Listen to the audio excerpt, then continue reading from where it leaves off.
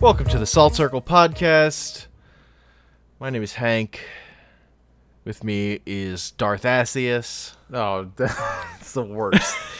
That's the worst. But I'm gonna brush on right past it because I'm just fucking diving in. I'm just saying that in regards to our topic of choice for this week, the Star Wars prequel films and probably a bit of the Clone Wars TV show, I will bring in at some point, or sporadically, sprinklings.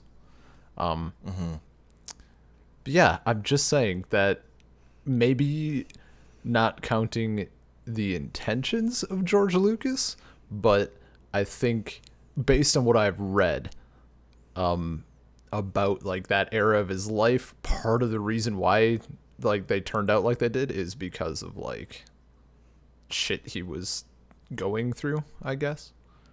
Look, like, there are cases where that is like evident in stuff like Temple of Doom is super clear that him and Steven Spielberg had gone through bad divorces and fucking hated women. That is evident by the fucking terrible female character they wrote. Well, but look, that can explain things that are in the text. Yeah. No, I'm not.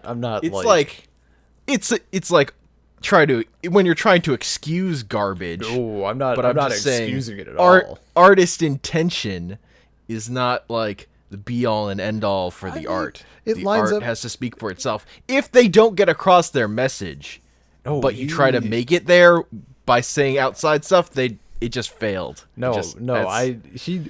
He absolutely like followed through on what he wanted to do, because all he wanted to do was do it my way. We're gonna do it my way, and I'm gonna do whatever. And then whatever writer who was like helping was like, you definitely, I mean, if you want to do it your way, you can do it yourself. And he did, and it happened. Like that's, I don't know. It's just the Nope. Yep, that checks out. It definitely feels like movies made by a guy who has not taken advice. Except they're like two parts in episode 1. There's like specifically a part where Qui-Gon makes Jar Jar Binks fall asleep, and Obi-Wan says that was too much, where it feels like someone came into saw that script, saw Jar Jar throughout the whole thing, and then this is too much. And then George cut it off right there. And there's another scene at a dinner table scene where Qui-Gon tells Jar Jar to shut up, with also feels like someone came in and said, "That's enough of that. Do that again."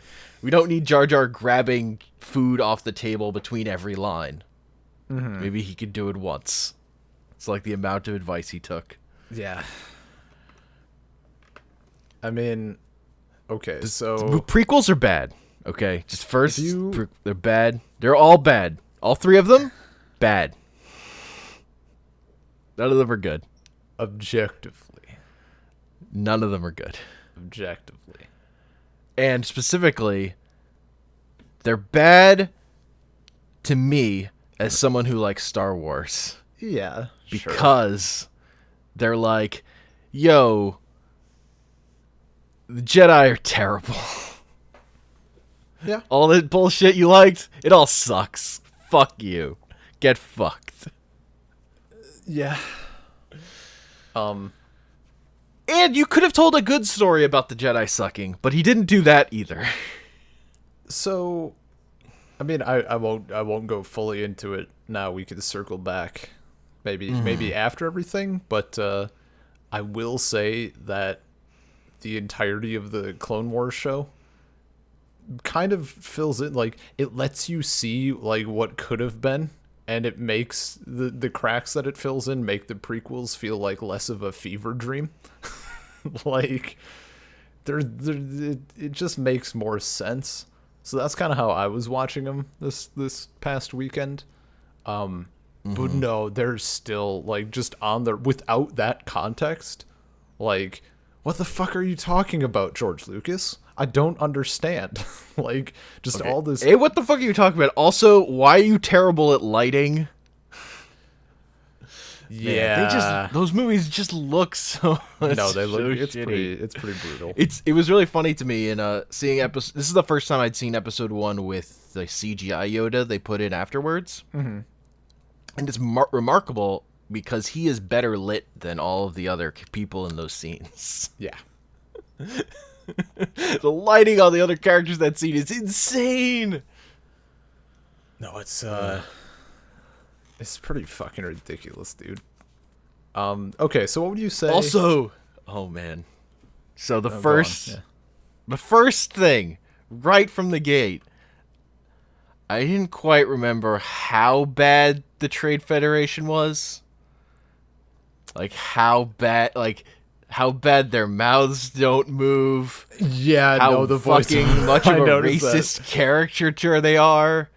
Of Like of what? the prequel movies are Just like like I'm not. foreign, just like they just read as foreign in like Okay. they're like these movies are 50s racist I basically. mean, I wasn't looking for that because I'm not a racist like you. So I mean, Jar Jar Binks eats a lot of it in my brain, so I didn't remember Yeah. quite how bad. that's. But fair. like, it really hones into me because there's a part in episode 2 where Obi-Wan goes to a diner and it's a 50s diner yeah, just for no reason. Because it's like, yeah, this is the era of stuff George Lucas like back when everything was racist, just like casually. So that's what he likes. That's what he's into.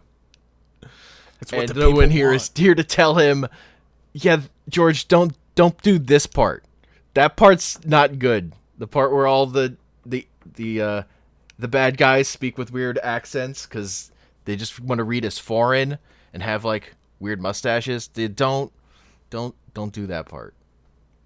Yeah, Leave that part out. yeah, the weird must. Yeah, that was a. Fucking Sebulba has like a Fu Manchu mustache. It's like, Yeah, man. but like they all got weird. I won't just like. You don't have to design him with that. You don't have to.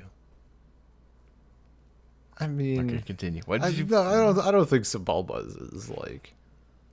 I think he's too alien to be a caricature of anything. No, it's just his. It's just his visual.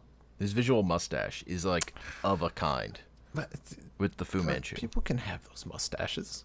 They don't have a claim on those mustaches. Pretty sure that's an iconic thing.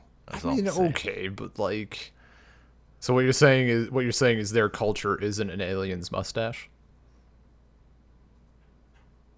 No, I'm saying George Lucas chose that because he saw Fu Manchu villains in movies. It was like, what if? Yeah, all right, fair enough. I was gonna Like, ask. I'm just saying the reason he's putting it there has history. Like he's putting it there just because he liked it as a visual, probably. Like I'm not. It's that kind of thing that when you have one person doing stuff and not people telling him like, "Yo, this is like maybe don't do that, maybe just don't." Yeah, It's the kind of thing that happens. I don't know. I get like I didn't. It's also focus on weird. that Like at all. the Trade Federation is weird because they're not CG and they look terrible. Yeah, no, there's something. Yeah, Like- no, the voice acting was definitely a thing that I noticed. Like The voice immediately, acting or is the terrible, over- the but also just the overdubbing. way they're terrible masks. They're like they don't have parts. They're They just literally like just- mush them. Yeah, they're They're just like a just a sock piece of puppet. rubber. They got sock puppet Like mouths. I don't understand why it's so terrible. It's like with the Hobbit movies, just where like the next movies the effects are just worse. Mm-hmm. And like the bad CGI I get just because that was of its era. That was as good as you could do with CGI at the time. But when they fuck up like the practical effects just look like garbage is when I'm like just like, what are you fucking doing? Like these characters are in all 3 movies. They're doing it George Lucas's way, my dude. So what do you say the worst? If you could pick a single like line, scene, moment, thing, anything, what would you say the worst thing of any of the prequel films is? I mean, the worst thing is Jar Jar. Okay. Like, All right, so everything you're Jar pretty on Jar that. does. You're pretty on that. Like, I was surprised. I forgot how the interactions with Anakin and Padme were after in episode 2. Like, he slaughters the fuck out of all the Tusken Raiders, and he says he has this shitty line about not just the men, but the women. Yeah, no. And Padme's like, Annie, you're just human. I'm like, no. No, that's not how that works. What are you doing? And then she marries him anyway. That's like the one point where I'm like, from a pure plot perspective, there's no way to make this okay. You can't. Like, he also has his line about how dictatorship is great, and she thinks he's joking before that. Yeah. He just like decides to take it as a joke. It's like, well, and then like when he kills the younglings, it's just like, well, you know, maybe you shouldn't have married the guy who kills women and children in cold blood. Yeah. Like, maybe that was a bad move. Like, maybe don't do that. I mean, I kind of like, the dictator thing doesn't feel too horribly I'm just saying red flags. Yeah, red flags. No, 100% red. They pile up. Flags. Also, he's a piece of shit. Like every line to her is garbage. He's such a fuckboy. Like, I've dreamed about you every night. Like, dude, it's been like 10 years. 8 years. It also doesn't help that, like, early on in the movie, she's super hard on rebuffing him. It makes him extra shitty. But, like, you get to the sand line, and then she's, like, ready. She's DTF, man. From that point on, like, she's still turning him down. But after the sand line, she is, like... No, it's... into it. Yeah, it's fucking weird. Like, how quickly she transitions from, like... I mean, you're always going to be that same little boy. In, like, fucking black dress by the fireside. He's always going to be that same little boy she knew. And then they get to the place she remembered being as a small child at the lake house. She talks about her story, remembering being there as a kid, and then she's into him. Ugh. It's bad. And but also, any character change in these movies is bad. Like, Anakin to the dark side is also, like, harsh. Like, it's twofold in that I don't think we see enough of Anakin being heroic. But then also, even still, his switch to the dark side is too abrupt and unearned. Yeah. Even with him being shitty all the time, it still doesn't work. Yeah, I just, like... with Padme and stuff, especially the fact that, like, she knows he's a Jedi. She knows that that's not allowed, and she, like, does it. And then, I mean, I guess part of this is also stuff, like, from Clone Wars.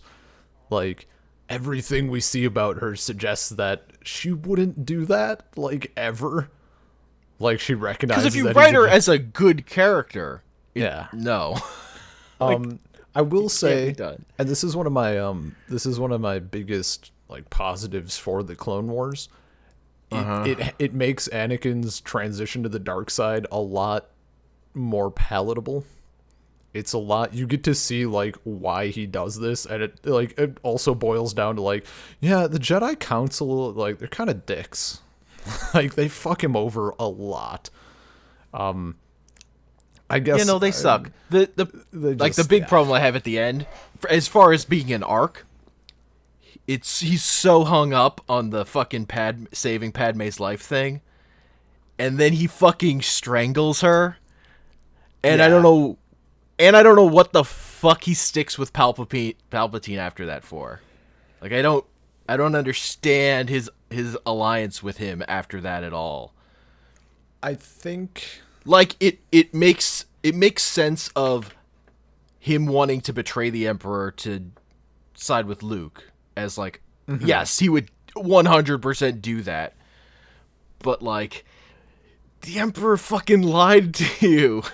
And you were ready to betray him when you think he's a Sith at first. Like, it's just the save Padme from death thing that turns him to the Emperor's side when he knows he's evil.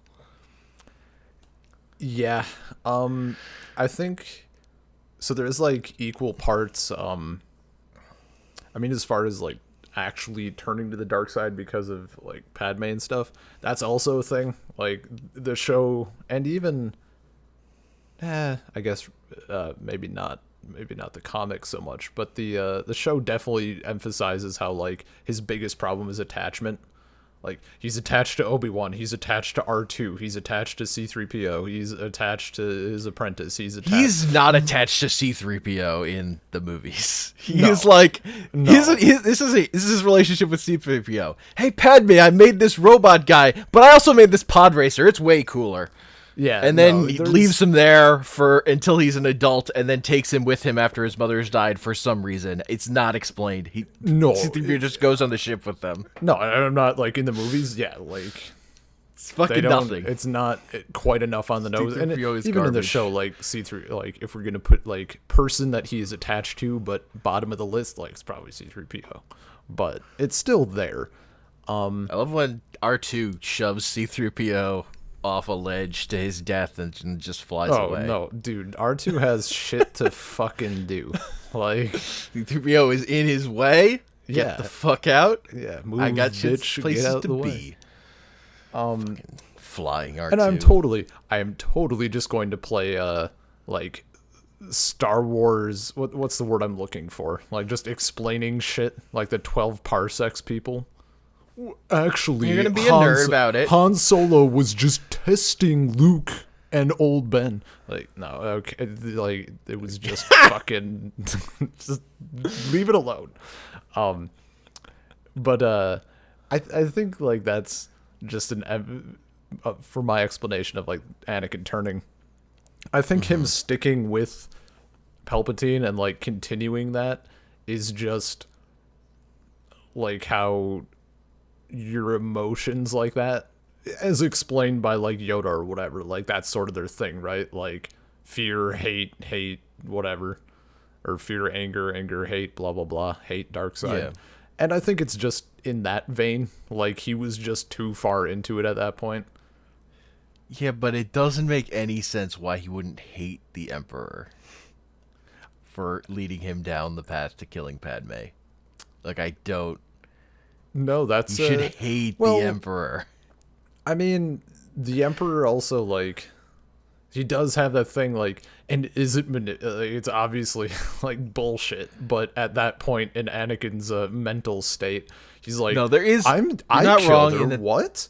You did this. Like, I didn't tell you to kill her. I was gonna help you. You're the one who force choked her. Like, and I think by that point, like, who else does he have to turn to?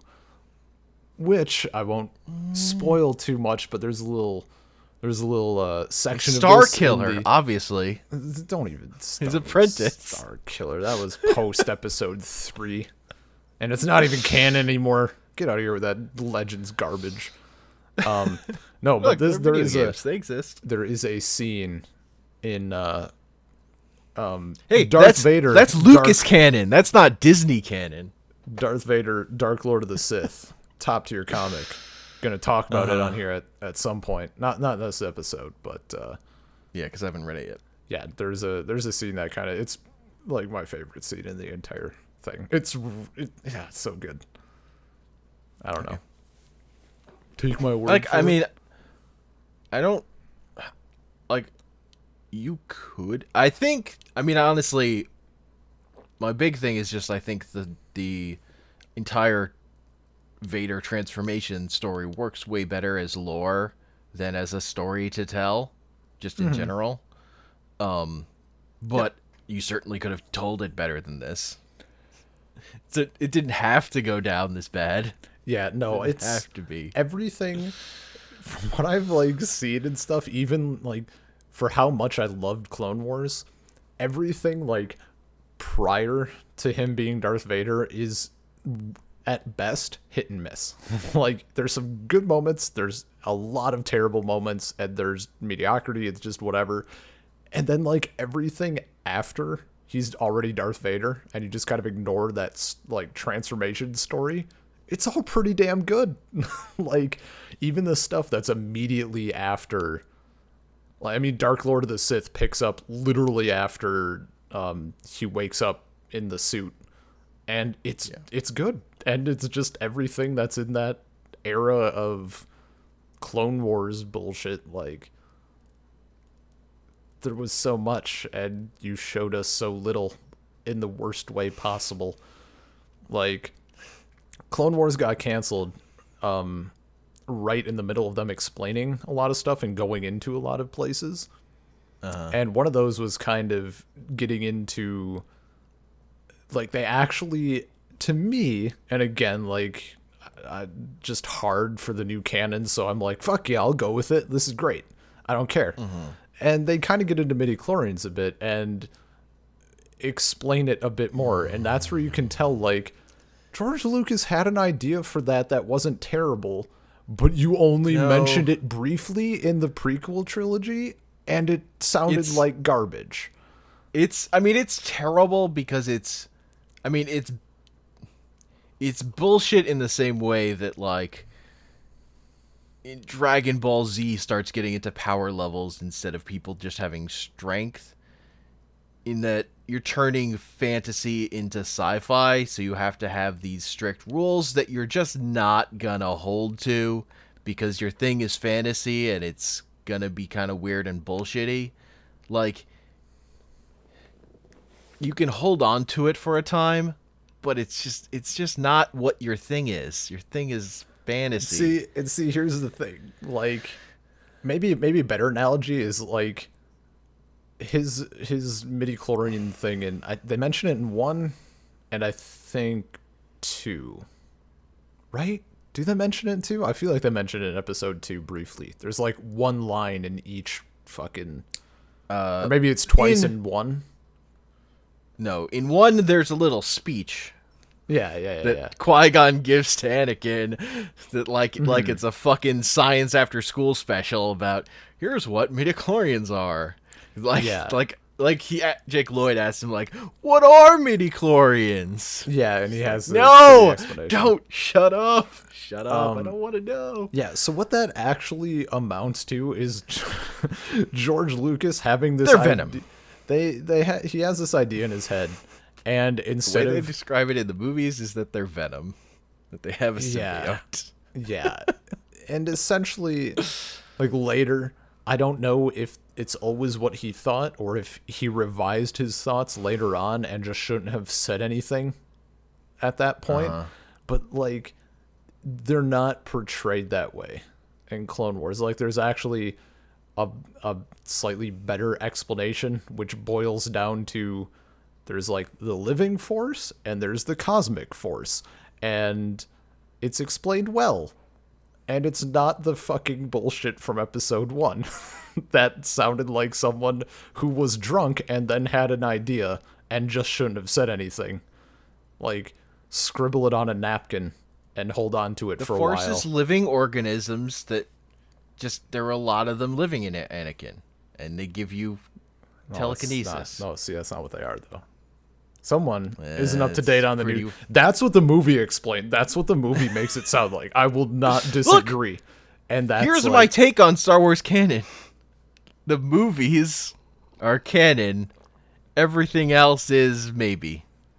Wow. The movies exist. Those are the movies, man. It's a movie franchise. Yeah, but Clone Wars is also George Lucas. Like, that's the last actual thing that he did. That's canon. Like, every episode, George Lucas. First name on it in the credits. Like, as that's producer? Still him.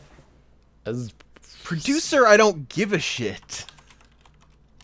Let's see. Fucking Steven Spielberg is the head on all the 90s animated cartoons, and he didn't do shit. Created by George Lucas, based on Star Wars by George Lucas. Based on, that means nothing. But he's, like, created by. What do you, okay, created what by means he created Star Wars. That's literally all that means. Created by George Lucas, though. I don't understand. The 3D CGI animated TV series created by George Lucas. Created by means he created Star Wars. Like, I mean, fucking new Star Wars probably says created by George Lucas. No, that's how that works. Yeah, it does. Okay, but, like, if you look in the credits for the new films, like, they don't start out with George Lucas, do they? Like, in the credits? Maybe it says based on they movies, might not start. They're definitely going to say he was also executive created producer. by George Lucas. Yes, executive producers. I don't know what they do. I don't think it's anything.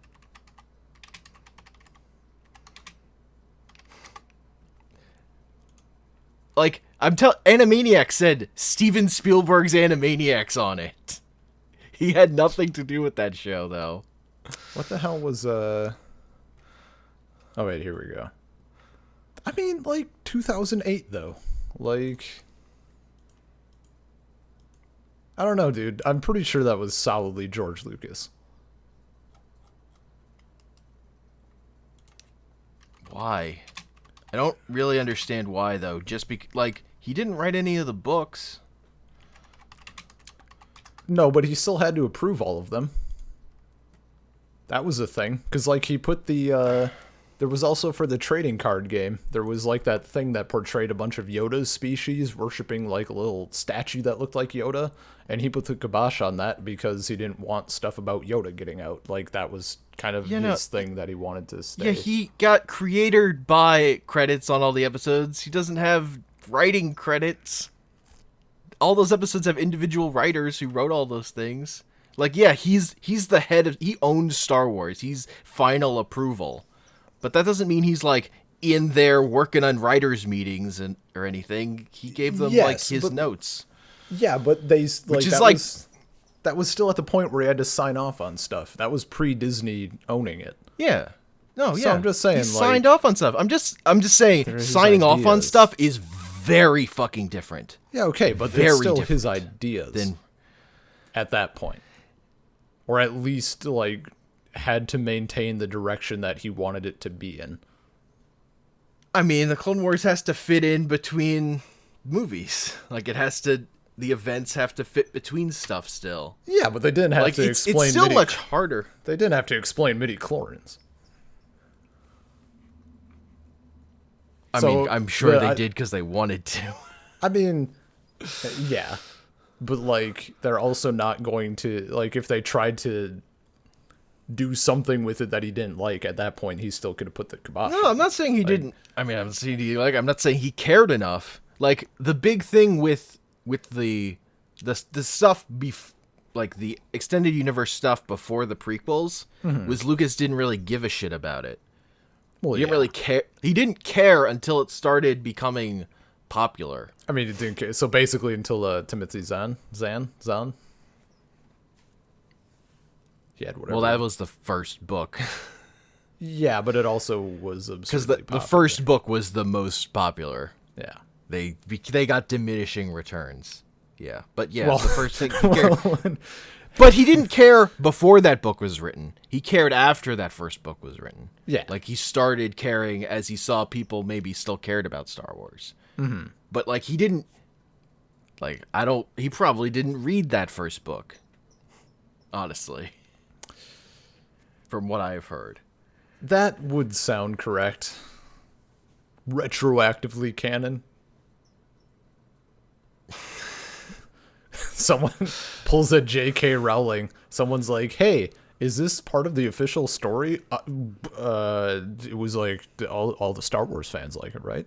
Yeah, they love it. Absolutely, it's part of the story. Why would it be part of the story? Are you fucking crazy? Well, I'm just saying, circling back, that Clone Wars puts a more elegant spin on it. And it's no, that's fine. I don't want to give Lucas... All I'm saying is I don't want to give Lucas credit for that. I want to give credit to the person who wrote that episode gets that credit. That's all I'm saying. At this point, you could also give credit to Disney, whoever's in charge of that over there, because they had to maintain it as being canon. Also, that would be Dave Filoni. Yeah, Dave Filoni. Oh. He directed episodes of the first season of Airbender. There you go. Well, that's the director, not the writer. It said written by. Developed, written by Dave Filoni. Dave Filoni. I don't see him on the writing credits. For Clone Wars? Yeah, are you looking at the director credits? Are you looking at 2008 or 2003? 2008. He's on writing credit. He's on directing credits for 7 episodes. But, really? I haven't... What are you... Missing his name. I'm looking at IMDb. Oh, okay. I was on Wikipedia.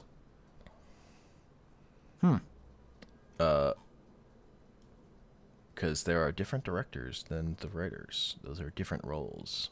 Yeah. It says, like, on Wikipedia, it says supervising in parentheses by direct. It says directed by Dave Filoni, then just says supervising. Yeah, so he directed it. It also says written by, though. That's so whatever. Either way. Doesn't give another writer? There's a list. Stephen Melking, Katie Lucas, Christian Taylor, Drew Z. Greenberg, Henry Gilroy, Cameron Litvak, Matt McConovitz, and Paul Dini. Yeah, well, Paul Dini is a good writer right now. He's written lots of things I like. He's written some things that are garbage too, but he's a very good Batman writer. He wrote a lot of Batman the Animated Series. Let's see. And some good Batman comics. He's the name here I recognize the most. It looks like he did some of the. He started off season 2. Yeah, he only wrote 4 episodes according to IMDb, which could mean he was like part of the writers' room for a bunch, but not like the writer. Yeah, for all those episodes, because like the way a lot of those shows work is they have a writers' room where they'll talk out the plot for stuff, and then the head writer is the person that gets writing credit is probably the person that went in and like did all the like in between work and wrote all the stuff. That's interesting. That Katie Lucas, I guess, is George Lucas's middle adopted child. I think that's what it said. Katie Lucas. Yeah, she wrote adopted middle child of George Lucas, episodes, according to IMDb.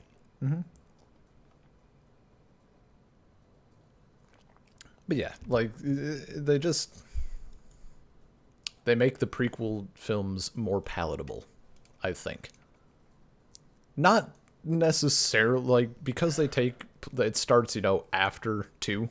So like everything up through 2 is still meh. But some of the stupid ideas that come up are at the very least warped into being all right. Yeah, that's a classic. That's a classic comic book thing of this big dumb comic book came out, and then everyone who writes comic book afterwards has to figure out ways to make it a little more palatable. It's classic in this kind of fiction. I'm very used to that. Yeah. I'm just saying it's usually other people who come along to say, hey, what if you did this change and then that was not as bad and it was better.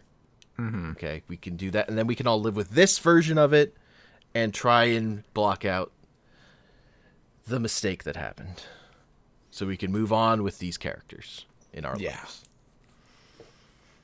It happens all the time. I want to look what I had written down here. My 4 lines compared to 24 pages. Right, I had forgotten. This is one of those things that because when Phantom Menace came out, that was the first Star Wars I ever saw because I was like 5. Yeah. So you don't.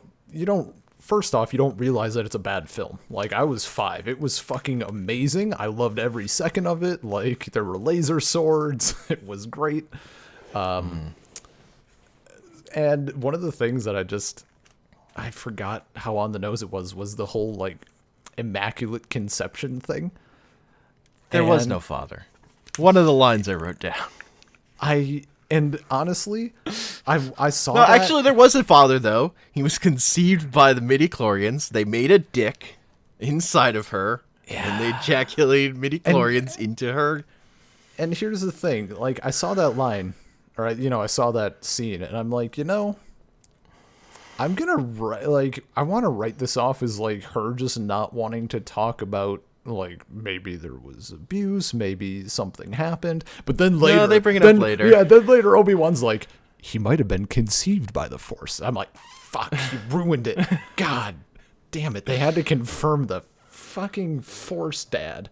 Ugh. So that was annoying. Force dad.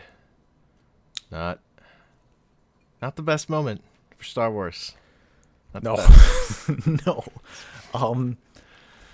And then Although we did start off this movie with Yusa in big doo-doo this time, so I don't know what you expected. To completely deviate from prequels for just a moment, apparently I have not read whatever book this is from. I think it's one of the novels. It's one of the newer canon novels that focuses like only on Han Solo, I think.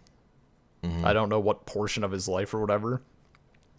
But it's like this beautiful interaction because there's a Gungan that he meets at some spaceport and he's going up to talk to him, and it describes like literally Han Solo put on a goofy smile and walked up to the Gungan and said, "Misa!" And then like the Gungan cuts him off and he's like, "Hold up. How many Gungans have you interacted with?" And it goes into this whole tirade about like not all Gungans speak like this, and the Gungan actually uses the word bro at one point. And I'm just so, it's just sounds like bad continuity management after the fact. It's just the backwater Gungans on Naboo. I remember when DC had to but the fact that do stuff dealing with Green Lantern, not caring about black people. I remember those comics. Those exist. Just the idea of like a Gungan saying the word bro. Like someone wasn't in the headspace. I don't know. Anyway, it's just amusing. Yeah, no, it was... No, Jar Jar just racist as shit, dude. And he's still so... He is, I think...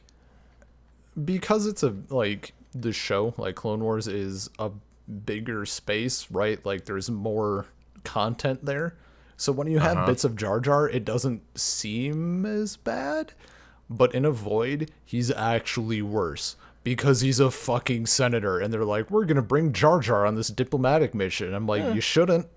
You really shouldn't. Like, remember he was a general too. Remember the last episode Jar Jar was in when he blew up the ship on a separatist planet and you couldn't escape? That was cool. Like, maybe don't. Doing it one diplomatic task, he became general of the entire Gungan army.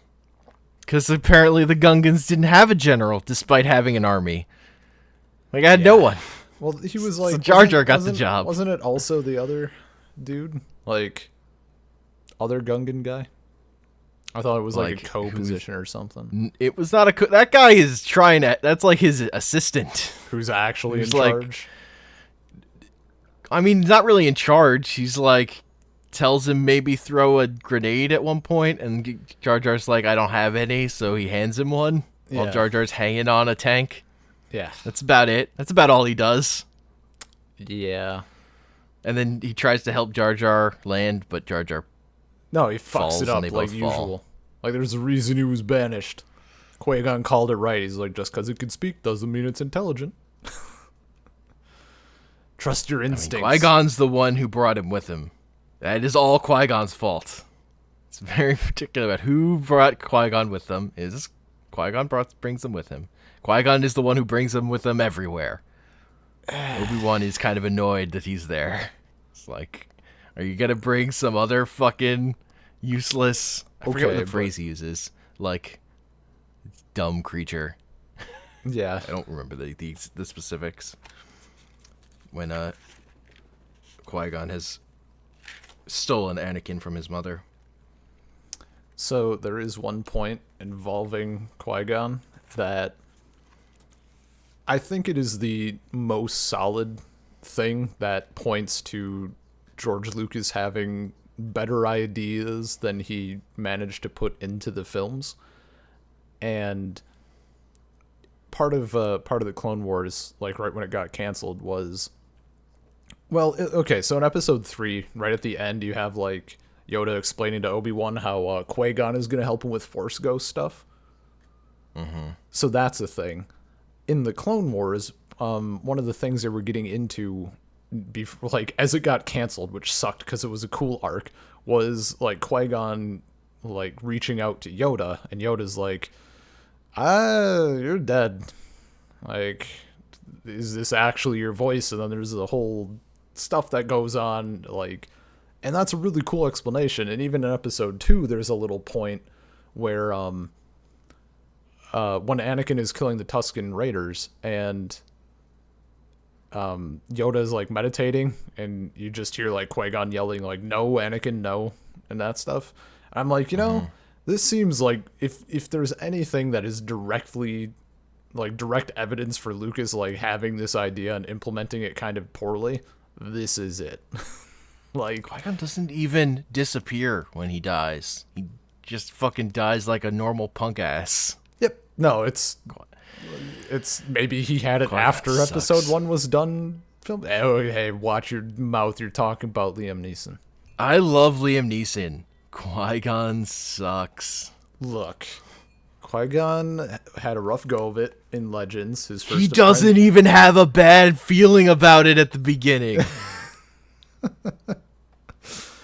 He's like, it's fine. He was just a chill Kidding dude. me? He did. He's like, oh, I sense a lot of fear in them. But no, it's all fine. There's no bad feeling. He did disagree with the Jedi Council, though. Like, he recognized that they were shit. About training Anakin? I mean, among They other didn't things. want him to train Anakin. I mean, He's the one who wanted to do that. yo, maybe if he had trained Anakin, Anakin wouldn't have turned out like a piece of shit. He trained Dooku. Okay, that's totally different. How is that different? No, he didn't train Dooku. Wait, no. What? Did you fucking Dooku trained Oh, him? Dooku trained him. You're right. I got that backwards. So it is totally different. I knew exactly what I was saying before I went into that sentence. You're right. Yeah. That is backwards. I had Yeah. it backwards. Also, speaking of Dooku, the interaction with him and Obi-Wan on Geonosis is fucking weird. Like, I get that he was kind of trying to manipulate Obi-Wan into joining them, but I didn't remember it being so terrible. Like, the It's so timeline... bad. It also like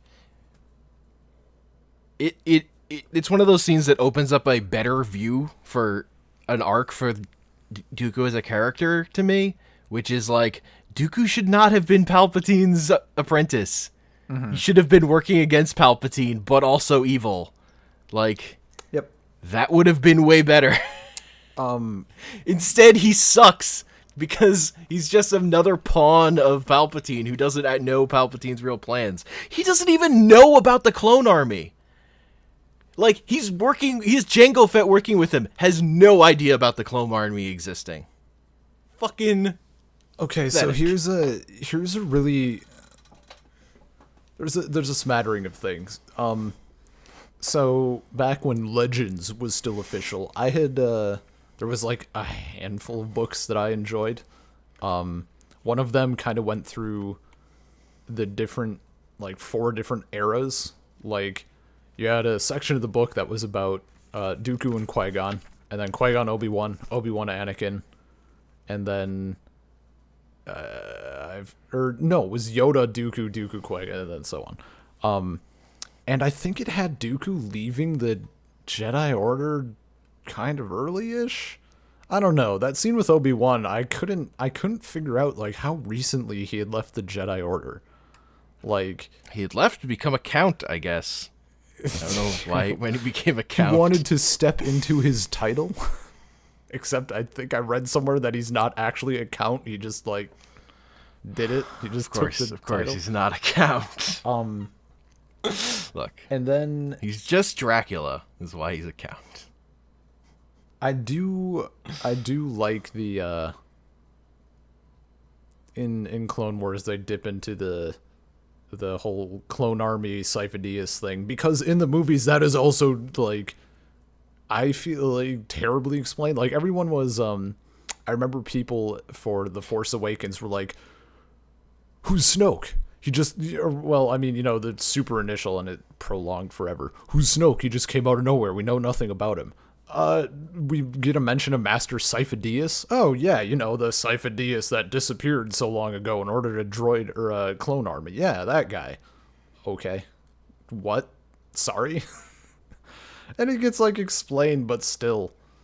Like, supposedly Dooku and Sithius, stumble upon the clone army or something, and they're like, yeah, this is fine. Keep it going. We need you to put a little chip in the all the clones so that if God forbid the Jedi should ever turn bad, like, so that's how that went down. Which is, I think, the worst change. I don't know, because in episode 3, in episode 2, it really makes no fucking sense. No. That you find the clone army because you're tracking the assassin that tried to kill Padme, and all the clones are clones of him, but no one ever connects him to the clone army in a meaningful way, and, like, neither side. Well, they're just like, well, actually, I guess this is happening. Also, that the Emperor is like got this all lined up perfectly. No. About this system that doesn't exist. Wait, when Jango Fett is talking, he mentions, I forget if it's in the context of the clones or just of the assassination job, but he mentions that he was contacted by a man called Tyrannus, and that's Count Dooku. So I forget. It's probably in regards to the assassination. So yes, right? that's what. No, that's how he was hired. That's how he says he was hired for the clone army when Obi-Wan asks him if he knows the fucking Jedi who originally ordered it. Right. That's what Jango says. But later on, Dooku doesn't know about the clone army. He has no idea. Was he lying though? He could have been lying at that point. At which point? I don't know what point you're talking about. No, it is to the other leaders of the droid army. He could be lying there. Yeah. But it doesn't make any sense. Either way, the fact that we have to like debate about it says enough about the clarity. And that's not the thing that annoys me. The thing that annoys me is that like Obi-Wan doesn't ever question the clone army. No. That he discovered through this process. That never comes up. Just like, oh, that's also, handy. The way he finds that planet is because of the dart Jango uses, which is apparently made by the clone army. It's a fucking... The poison dart. It's a fucking... Why couldn't he get a poison dart from somewhere else? Chameleon dart, whatever. It's the markings on the side. People don't... The scanners droids don't know. No. Yeah, droids don't read the markings. It's just this computer-generated movie that's like, computer research sucks. You need old guys with mustaches. So, fucking okay. That just like computer technology reminded me of in episode 2 when Obi-Wan is looking for a Camino, and he asks Jocasta Nu, the librarian, like, "Hey, there's a thing that's supposed to be here, and it's not here. What's up?" She's like, "Actually, if it's not in the archives, it doesn't exist." And then just like turns around and walks away. There is in one of the comics, won't say which one, won't say when, she shows up, and like they basically took her character and just drew all of it from that moment. So she's like kind of an arrogant asshole, but also good, but also a dick. Like, I don't know, it's pretty great. So I saw that moment, I'm like, oh, this makes more sense now. You guys had nothing else to work also, with. Also, Obi-Wan spends a long time wondering about how to find a system that he knows where it is. Yeah. Yeah, no, like, he knows where it is, looks for it in the library. It's like, not there. He's like, but I know it's there. It's supposed to be just fucking go there. And then literally goes to Yoda, and he points at the thing in the space, and then Yoda's like, hey, younglings, what would you do? Well, why would you just go there? It's probably there. Yeah. It's like, oh... Fucking brilliant. And my favorite part is what he's like, there's supposed to be a planet here. Gravity is affecting the nearby whatever. That's like, also annoying because like throughout that movie I'm like jokes about, well, it's a good thing gravity doesn't exist because people just fall from amazing heights and it's not a problem. But then they mention gravity. It's a force in the universe that exists. When real. Who's falling from big heights? Okay, Anakin and Obi-Wan both fall from cars from It's flying cars very far. implied. It's implied that they're using the Force to slow their descent a little bit. They can hover everything. They can levitate everything else. Why not themselves? Slightly. They land with force, and then they're scared of falling afterwards. I mean, Also, there's the part where where Obi-Wan falls and catches himself on a wire and doesn't like skid at all with his hands. His skin on his hand should be gone, but fine. It just looks ridiculous, is all I'm saying. Just the way they do it looks stupid. Just like all the flips characters do for no reason. The pointless flips look real dumb. The lightsaber, that's all I could think about in episode 1 during the mall fight is all those gifs of people that people made of like the lightsabers going back and forth, and they're very clearly like not aiming for each other. Like, yes. That's all I could fucking think about. And I'm like, the music is so good, the tone is pretty decent, and then you fuckers are like twirling your sticks around and not going for each other. Another thing about watching episode 1 for the first time in a very long time is I had kind of let people talk me into that at least Duel of the Fates is good. Duel of the Fates is in that movie for like fucking a minute. Like, they cut away from it so fast. It's only at the beginning of that fight. It's not at the end of that fight. It's still only a at the good bullshit track, part. It's so overshadowed because they cut away to fucking Jar Jar and Anakin bullshit. It's so fast. It's such a small part of that movie. Like, you only really get to hear it during the end credits. I mean, you really get to hear it if you are a true fan and you buy the soundtrack. Or you listen to it outside of the movie. Yeah. It's better outside. I'm saying the context of the movie ruins the magic of that song. That song has power. I've listened to it outside the movie and it works. In the movie, nothing. Fucking, it's bad.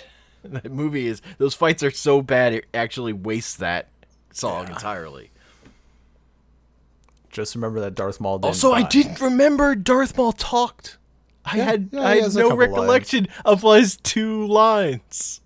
He doesn't talk because he doesn't talk during the fight at all. It was why I didn't remember. I recall. He has those 2 throwaway lines. I'm like, holy shit. He just sounds like a dude. Yeah. That was it's mostly because I read those Darth Maul comics. Like, man, Darth Maul's talking a fucking lot in these comics. I don't remember him talking at all. It's like, oh, he does talk a little bit. Man. Yeah. Yeah, no, it's all I remembered was Edgelord. Weren't people like kind of not necessarily like full on hype, but weren't they like pretty interested in Darth Maul? Like, he looked cool, he had the double lightsaber thing, and then he was just garbage and he died. Except he didn't die. I mean, they were hype because it was new Star Wars, which was pretty fucking hype. But then it was episode 1. So then it was episode 1. Now this is pod racing. Yippee! Oh my dude, holy shit. The amount of yippies and yahoos in that film is just way too much. It's way too dense.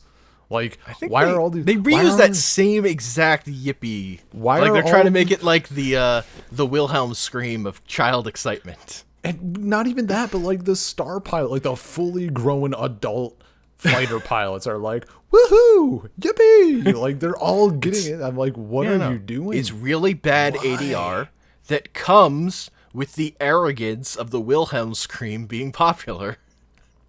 Yeah. I will say, the Naboo starfighters, the yellow chrome, some of my favorite ship designs in like this series. I really like how those ships look. Personal opinion. Needs to be said. Again, my big problem with a lot of the ship design and effect stuff is they look, because they're so clean. I don't like how clean they are. Like, a big thing I like about Star Wars is how fucking dirty and real stuff feels. And the fact that all the shit feels like shiny and fake doesn't I don't love I did like a lot of this stuff of the ship stuff and vehicle stuff as Legos as a kid. So I have a lot of affection for that stuff. I wouldn't say the Naboo fighter was one of my favorites, though.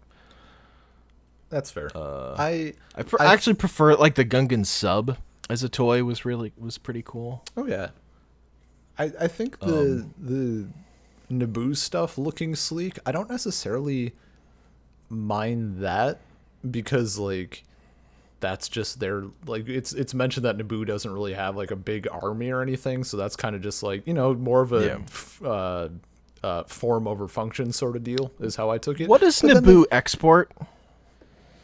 That they care about the trade blockade? What are their exports? Scenery. I don't actually know. You know, that's one of those things where there is a 50-page Wikipedia article, but I haven't read it. Who do they trade with?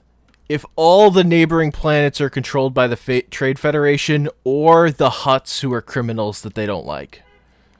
I don't think they're necessarily oh yeah, I guess they are. With? I don't fucking know, dude. That's one of those things that's like also messy. That is probably explained somewhere slightly better, but maybe not by much. Or was in Legends anyway. I do, and maybe this is again, like, it had been so long since I've seen these movies, and half of my remembrance of them comes from when I was way younger. Like, it always felt like it was just the like Trade Federation guys, and like who were like the separatists, like those were the separatists, and then you had that like little council of people on Geonosis who, like, okay, I guess they're in it too. There's somehow. The banking clan. We're the bankers. Yeah, I will say that Clone Wars does a lot better job of, like, it was a full movement. Like, there were planets that weren't necessarily dicks, that were like, yeah, we don't want to be part of this corrupt republic, and that was their reasoning. But the films, still in my mind, the films are like, here are the factions they show. That's it. Yeah, there's the Trade Federation. There's the other droid army guy. They're the bankers. They're the bug guys. Yeah, I think that's it. Yep. I think those are the only ones that they show specifically. Yeah, no, it's really terribly portrayed. And again, that's why. And the other, that there are other droid guys and bankers, that's in one scene, and they get one line each. Yeah. Yeah. So that's why it feels like, with Clone Wars, at least to me, it feels like, yeah, it's George also Lucas... fucking weird that, like, Grievous is not mentioned until the third movie. Yeah, I still don't fucking know about that. Like, he's in I was hoping that in Clone Wars there would be some sort of something, and there just isn't. He's still just there. Like, he shows up and it's like, oh my god, it's General Grievous. I'm like, who? It's like, that guy. He's terrible in that cartoon. Slightly, but not as bad. So I was hoping they would also address that. In the other Clone Wars animated thing they did, that I think he didn't wheeze in that. He was like more active. I remember that the maybe it's explained somewhere, like in a novel. I think there might be a canon explanation for it now. I know there was in Legends. It was super in depth, and like Mace Windu actually had like force crushed his the circuit surrounding his lungs or something that like irreparably damaged his lungs a little bit. So that was the thing. But I mean, I don't even know what the fuck he is. He's like a heart and eyes in a robot body, and they don't ever explain anything. I actually like specifically know about this. Yeah, no, in the movies they don't explain. But then one of the comics I'd read as a kid, randomly, it happened to be about him. And I'm like, that's kind of cool. I don't understand why you had to put him into the films as is.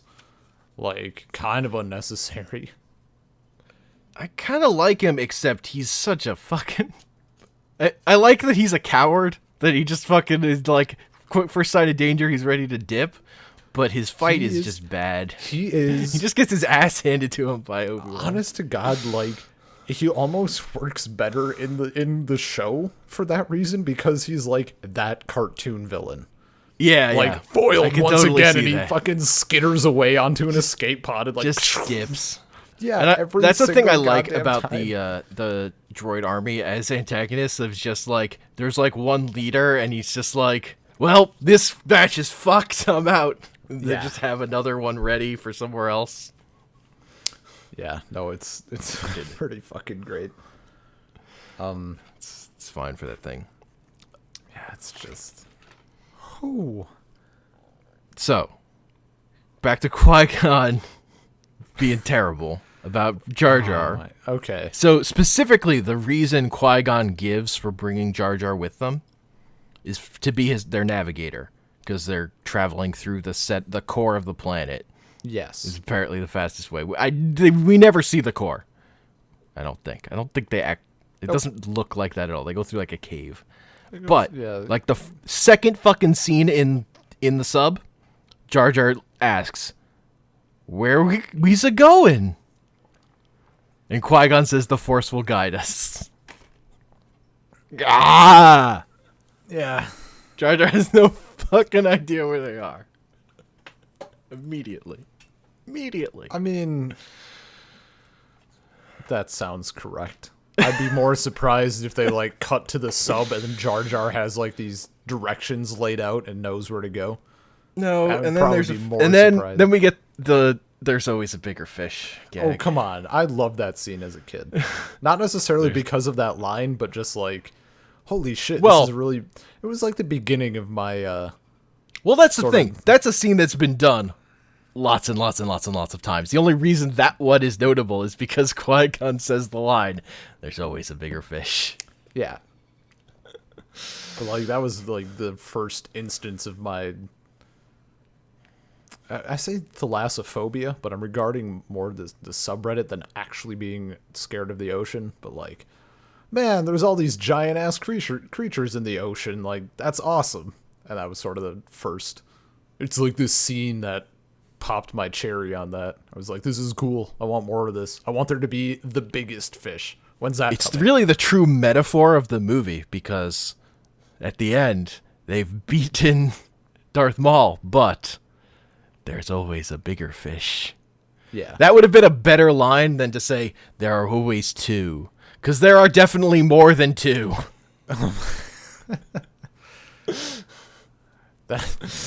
So like the first fish has them and they defeat it, and like a second identical fish comes up, and like Qui-Gon looks at the camera. They always come in pairs. Like, Yeah, super exactly. subtly. Yeah, they always come in pairs is like, oh, that's clever when you watch the movie the first time because you know about Palpatine. But when you're rewatching, you're like, there are totally more than two Siths. What the fucking bullshit line is this? That's like the thing though, right? Like, isn't that like, maybe not in the films themselves, but I'm just thinking of like every piece of fucking expanded universe ever is like, yeah, I'm gonna secretly train my own apprentice, or I'm going to kill my man. Like, that's Okay, it specifically bums me in those movies because Palpatine has more than one.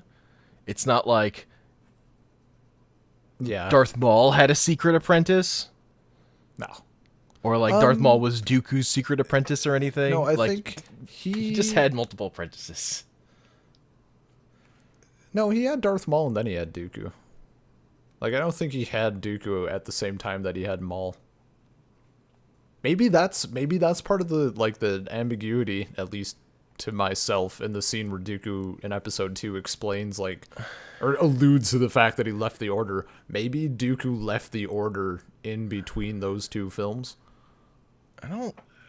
Because I mean, we can, and I can talk about canon, like, because canonically, like that, at the very least, Sidious's first choice was Darth Maul, and then Dooku came in that's later. even But that's in the even films- worse. But in if the Dooku films, is just, it's still bad because Dooku is not shown in the first movie, and then just shows like that pattern of here's this other Sith guy that you didn't see before. so, This is like, garbage. in the canon, it's kind of okay because, like, yeah, all right, your first choice died. Like, you want another apprentice now. But in the movies, like, no. And also, Darth Maul was cooler.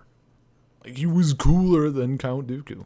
I'm sorry, Christopher Lee. in you didn't have the spikes movies on your head. In the movies, Count Dooku is cooler just because Christopher Lee is a badass. Like, it has nothing to do with the script. Christopher Lee is just the man, so he's way cooler than Darth Maul. Hear me out here. Darth Maul sucks. Here's the thing. I never liked Darth Maul, ever. I never thought he looked cool. What? I never liked him. What I never liked Darth Lee Maul. Was the one who played Darth Maul. Could you imagine? He wouldn't want to wear all that makeup, dude. Look, you can give him fangs, but that's it. His spikes only go on his teeth. And then he probably doesn't have... Look. Oh. Christopher Lee can sell a character where he has no speaking lines. That's true. When he played, there were movies where he played Dracula, and the script was so bad he refused to read it and just hissed. That's instead of having lines. Oh. I should tell you how bad those scripts were. He fucking spoke his lines for Star Wars. I mean, yeah, yeah. Look, Dooku is really bad in comics because he's not Christopher Lee in comics. In the movies, he's Christopher Lee, so he gets an amount of pass. Like, he shows up and he has a presence, a film presence. It's part of why Episode 2 is better than Episode 1. It's part of the reason, because Christopher Lee is way better than Darth Maul. Well, they could have at least had the common courtesy to reserve the double-bladed lightsaber for Christopher Lee. Double-bladed lightsaber sucks. It gets cut in half. Fuck you. It's cool. One just cuts it in half and then one side throws away the other half. Uses both sides again for like a minute. How dare you? There's like a minute of him using it both sides. Well, you know what? First fight, he only uses one side. Well, that's because he didn't need two sides. That's how powerful he is. Two sides when you're facing two Jedi. Come on. First day stuff.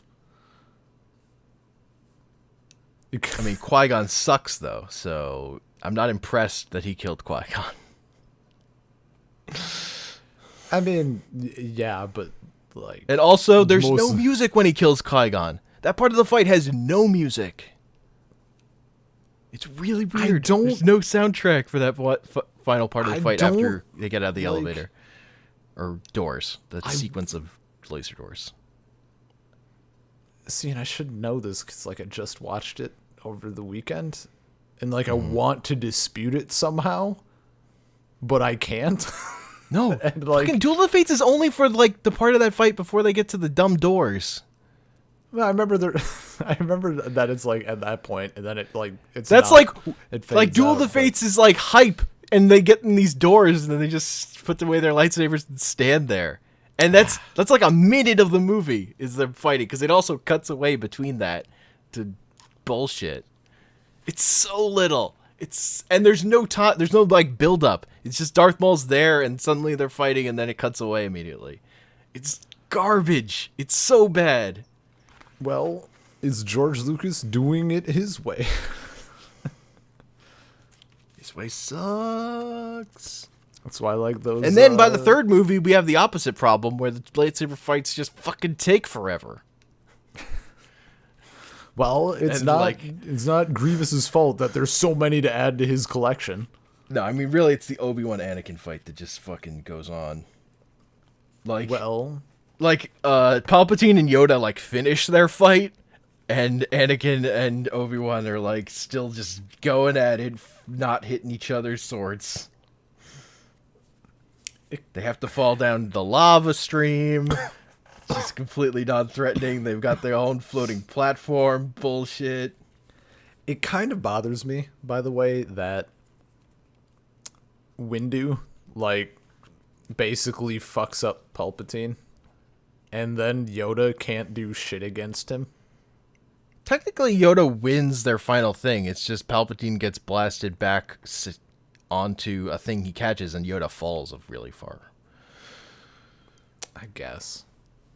Also, Palpatine was right. Yoda's arrogance gets him fucked up at first. He didn't draw his lightsaber immediately, because you gotta be cool. Yoda's all about that image, man. I mostly hate how that fight ends. With him crawling through the vents. I mean, he's It looks well, weird just as that he fuck. runs away like a fucking coward, doesn't stay to finish it. They're like even, but he just fucking dips rather than like trying to save the world, going down like a man. Yeah. I hate it. I hate that they put Yoda in that position. Mm-hmm. Where they have to like fucking get him out of there. I mean, also Yoda totally is about his image. He can like jump around really quick, but he chooses to walk slowly everywhere with a cane. Well, that he doesn't says need. he has to save his energy. Yeah, they don't make that clear enough though. Yeah, It just turns into a weird hopping. It's He's stupid. a little frog. He's a little frog hero. All of a sudden, Yeah. pow. Also, the idea of, oh, this force duel, that's where we can't ever decide anything that way. That's just a tie. We gotta fight with swords. It's the real way. Force powers are for bullshit. Even though usually it's like we start out with the swords and build up a little steam and then move to force powers at the end. I feel like there is, and we actually have read this comic already. Well, no, it still was recent enough in the canon. Like, Yoda can't match Dooku in a battle of, like, just force powers. But there's that one time when he holds off an entire goddamn living mountain by himself. Yes, I did read that comic. That was infuriating. Okay, I see. I still like the comic, Well, also, but then yeah, the context. the whole of the, point of Yoda in fucking Empire, it doesn't matter how fucking big anything is. yeah, Like, none of this should matter. The coolness, so down the drain. It's like fucking... It's like the Matrix sequels, where just Neo's powers are literally the things he did in that one movie. So I used to really enjoy how Yoda like kind of catches the Force lightning and then kind of throws it back, right? Mm-hmm. Used to. Iroh did it better. Like, when You're not wrong. When we see Iroh and Airbender for the first time, like fucking dip down and just shoot it back out. I'm like, yeah, okay, like, it's, That's way better. like, Yoda should take notes. You're never It's too like- old to learn. Fucking flow through you like water. That's the classic Master idea. No, you catch it. Yoda's You catch it like a fucking- baseball, and then you You just launch force it it back. Like, Yeah. I get that for Mace Windu. It makes sense to me that Mace Windu would just fucking force his way through that shit, power through. Yeah. Yeah, also, fucking like, Yoda. why, if you're gonna catch the lightning and throw it back, why not just cast lightning in the first place? Like, you're just as bad. Like, you didn't see Iroh fucking holding his hand back out and redirecting it back at Azula or anyone. Like, Nope. yeah. So that's a little weird. It's not great. Also, Anakin is a garbage, like swordsman. Just absolute trash. He's not good. He lucks out with cutting off people's hands sometimes. Yeah. But he's not great. Nope. There is a I don't know why the Emperor tells the Trade Federation to doubt Darth Maul at all. Because eventually he's clearly going to want Darth Maul to kill them if things went according to plan. I don't know why you bother telling them about Darth Maul. Just say I'll take care of it. Was he what? And it's just like that's Darth Maul's introduction. I know. Yeah, I know. He like mentions his apprentice. What's the tell that he's gonna have or want Darth Maul to kill him eventually? I don't recall. Well, just that I know that he's gonna like. If Palpatine is like a manipulator, why does he need them to know there's another Sith? Because specifically I bring this up because the Trade Federation guys fucking freak out that there's another Sith afterwards. There are 2 of them. This is getting worse. They specifically say. Like, I don't get why he shows them Darth Maul at all. I don't know. And then I really don't know why Dooku specifically tells Obi-Wan that there's a Sith Lord controlling the Senate. Just flat out tells him that for no reason. Obi-Wan did not know that, have that information previously. From then on, Obi-Wan theoretically knows and only doesn't believe it because a Sith told it to him, which is stupid. Well, yeah, that's the thing, right? Like, which is worse? I'll tell you this so that you won't believe it. Yeah, which is worse, Dooku telling him or the results of that knowledge, which is nothing? Like, both. They're both fucking bad. Just everyone in these movies is a moron. Because they're just poorly written. Hey, not everyone was poorly written. R2 had some good fucking moments. Like, his lines were on point. He fucking came all over that droid and then set it on fire. Yeah, dude. You haven't heard of that sex move? The R2-D2? Fucking the R2 fucking power creep in the prequels is not good writing. the power creep. That's the problem with R2 is power creep. I mean, that's the problem with I think he has Astromechs, worse actually. power creep than like the droids in the new movies. No, I was gonna say, like, I think that's just an astromech problem because now we got BB-8, like 1,000 fucking arms shooting coins out his ass and like, dude, doing everything. R2 fucking blows out all of his shit in one scene to like incapacitate a room. Yeah, like it's like he did it first. Is all I'm saying. I mean, well, also he can fly. He can fly. Well, he can fly. He can spit out a shit ton of oil and light dudes on fire. Yeah, but can you spin his head around? Like, all over his body? All over his body? No, not all over his body. Just in a circle. And he's good at opening doors, which he was always overpowered at doing. Yeah, no, that's he was always overpowered. But they made him overpowered in Astromechs OP. No, because rip R4. R4 gets his head shot off. Right. Yeah. Obi-Wan's droid. Depending on whether you like Legends or canon, sometimes they're even force sensitive. Also, all those other droids that had to repair that thing that R2 repaired in the first movie. Fuck them. I forget that fucking droid repair system of we'll send these droids up this elevator and then they'll just roll over to the hole and poke at it. So, I forget if we've actually discussed this on a podcast before, but I love how they're in. So, for those not in the know, there was literally a Legends thing that was fully canon where the droid in A New Hope that blows up, it did that because it was force sensitive. And it like knew that it had to do this so that R2 could get to the blah, blah, blah. If you're going to make a droid force sensitive, why wouldn't it be R2? No, it's even better though. It's even better though. In new canon, the droid isn't force sensitive. R2 has to convince it to kill itself. Like, there is a dialogue back and forth where the droid is like, yeah, I don't want to do this. And R2's like, no, you need to. Then he kills himself for the greater good. Like, just straight up. I don't remember a droid killing itself being the vital part. I just remember those droids getting shot off. Like, no, I'm talking luck. like A New Hope. Oh, in A New Hope.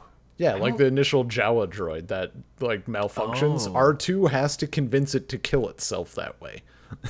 Like right. in new canon. So that R2 can get adopted or whatever. Yeah. Yeah, like there's a dialogue back and forth and Right, R2's that one. like, no, you don't understand. It's for the greater good. You need to do this. And then the droid's like, fine, and it kills itself. Like, you couldn't just malfunction. You had to fucking die. Why? And that's how it went down. Because. Terrible. Both those stories are bad. That is think too much explanation. That is unnecessary filling in. I mean, okay, so the original one, like the force sensitive bit, obviously too much. Like, you guys have like, you can just have it be. Far. It's still forced luck that the right thing happens. Like that. It's just fucking basically really good luck that characters get where they need to be. That's fine in Star Wars. You don't need fucking specific machinations. That's midichlorian bullshit. It could just happen. No, hey, that force-sensitive droid, wasn't that I don't know when that actually came about. It was probably post-midichlorian, you're right. Either way. Well, no, I'm not. Like, that was I'm just too saying. much. But I'm just saying the same impulse is. Yeah.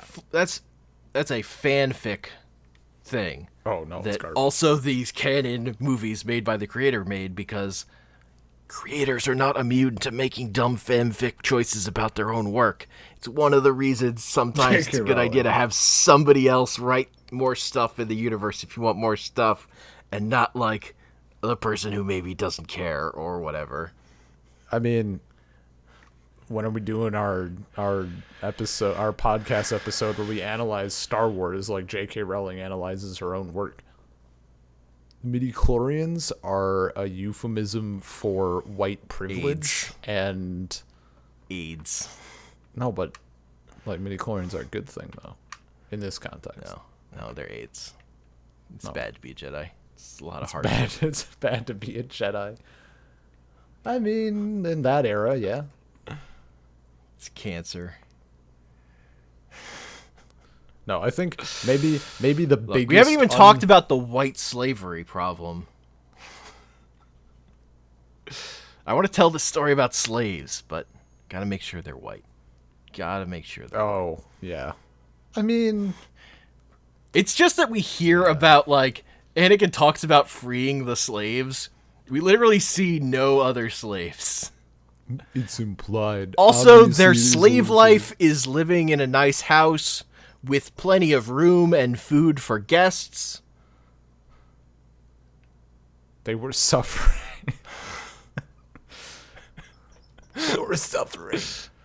Sure, Anakin had free time enough to build a fucking pod racer and a robot. You don't know their struggles. Fucking white people. Hey, like, all also, the other it was a gambling debt. It wasn't a fucking franchise of enslavement of her people. Whatever. Fucked up. Yeah. Oh, it's poor life choices.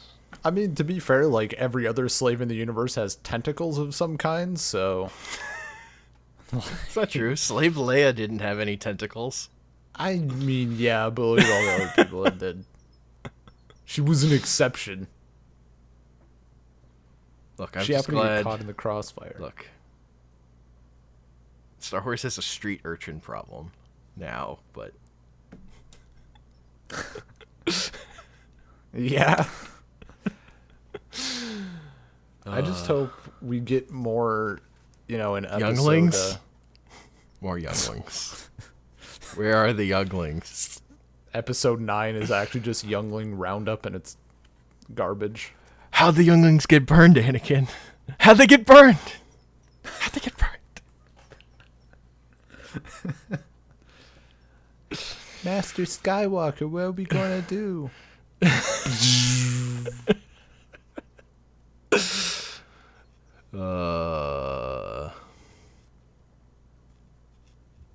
Prequels are a thing. That happened. I still like them, though. They're bad. I don't like them. Yeah. I will say... And I'll even... the big thing I'll say about 3... My favorite parts are in 3. Like, I love Palpatine. He's so fucking over the top. Yeah. Good. Do it. No, you will die is probably my favorite. I am the Sith. When he goes... When they're fucking fighting Dooku, and he goes, yeah! Yeah! Yes. Yeah! No, He says, like, yeah! It's so basically, your favorite parts also are an overlap with, like, the biggest memes. Yes, they're the most hilarious parts. The primary reason why I still hate 3 is because it has the most story lifting to do. And like all these movies, it fucks up the story lifting stuff so bad. Yeah. So bad. Also, the fighting goes on Way too long. Way too long. Like, honestly, my favorite part of movie solid is like the back end of 2, just because the action is like mediocre and it's not cutting to slapstick all the time, and it's like the like paced okay. Yeah. But it doesn't have like the magic of some of the moments in 3, like the Darth Plagueis story. Just like, fucking, maybe a red flag there, Anakin. Like, maybe don't be so fucking surprised later when he tells you he's a Sith. Like, how could I not have seen this? Just like, it's all terrible writing, and like, I would be so willing to explain so much with Palpatine's manipulating people, but it's just too fucking heavy to hold it all up. No, dude, it's just really well laid plans. It's too fucking heavy. You think Anakin had a lot of midi-chlorians. Did his plan involve almost getting killed by an elevator? He comes very close to dying to that elevator in the beginning of 3. Probably. Everything planned. Yeah. Fucking, you gonna bring up fucking Darth Jar Jar to me now? Don't even fucking start on me with Darth Jar Jar. I'll leave this goddamn call and quit this podcast. That is absolute. I would sooner entertain the idea that the Earth is flat and that we didn't land on the moon than that dumbass fucking theory about Darth Jar Jar. Anyone on Reddit who ever says Darth Jar Jar, though, fucking kill yourself. It is actually the worst fan theory I've ever heard about anything in my entire life, and I swear to God, it is. Oh my. It's really fuck bad. Darth Jar Jar. It is terrible. Oh, well, he subtly manipulated people so that he could give Palpatine emergency. No, he bumbled into every fucking situation that he found himself in, and he continued to bumble until he presumably died. He Thank failed Christ. Upwards. Yeah, he Well, Donald he was Trumped in. it. He didn't become emperor. He is in Palpatine's entourage in the 3rd movie. Like, you do see him around, even though he never talks in that movie. You know why? Because Jar Jar is a simpleton. He is Exactly. perfect for Yes. Palpatine's. He's exactly what the man He's wants so around him. easily manipulated. I'm honestly, I just get super like, why does Padme leave him in charge? Oh my god, he sucks so bad. Why? Because he has a good heart. Because he subtly manipulated her using the dark side to. No, when I read that theory, like that original post, several things awoken in me that day. So, okay, change topic. Do you know anything about angels in Star Wars? Because Anakin says that traitors talk about them as a thing that live on this specific moon. After he calls Padme an angel, he's like, "Oh yeah, I heard space traitors talking about them living on the moons of Diego or whatever." I honestly don't know if that's ever been explained in canon. That was a thing. Oh, here we go. Oh. Huh. Fuck me. Apparently they made them a thing. Great. So I'm going to say, oh wait, let's check Legends. Oh yeah, there we go. Okay. I was on the canon article in Wikipedia. Are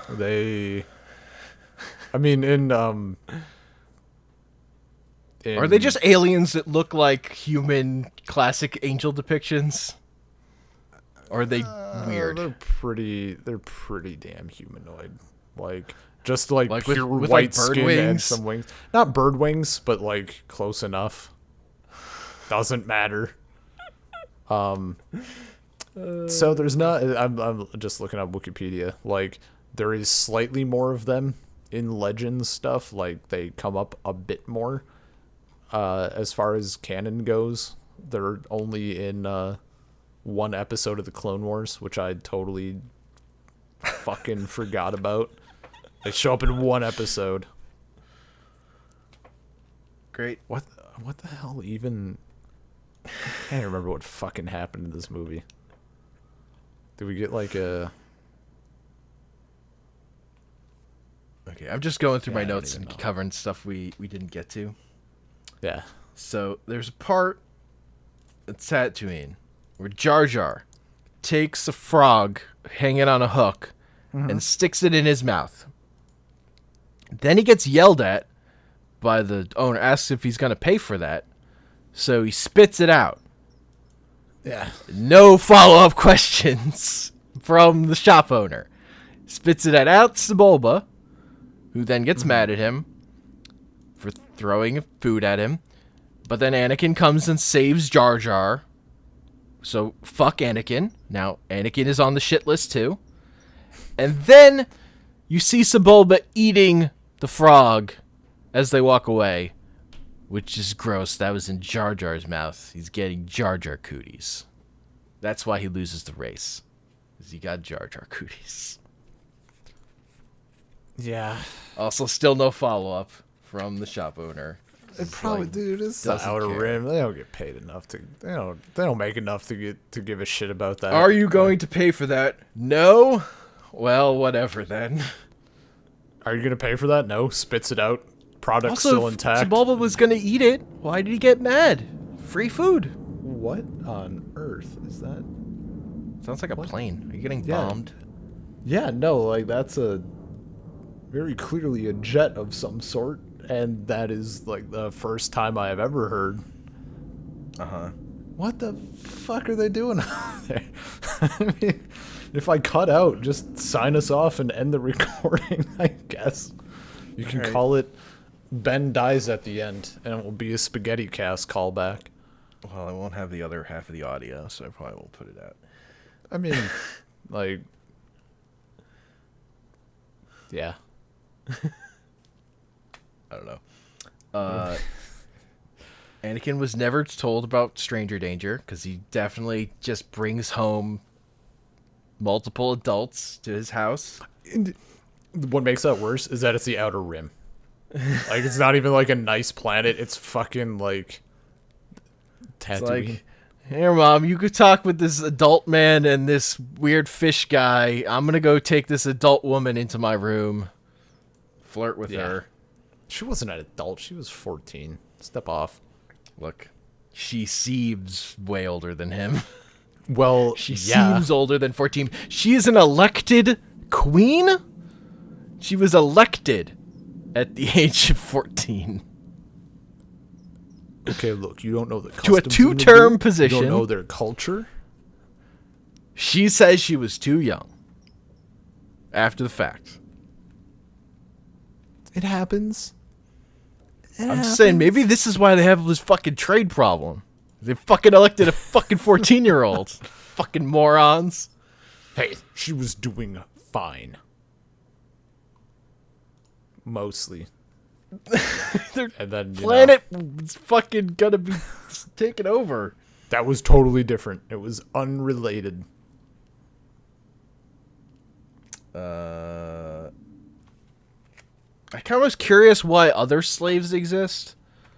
Why they were like do you- slaves for to be freed. Anakin is like, did you come here to free the slaves? I'm like, slaves is a thing? Like, your mom's a slave for a gambling debt.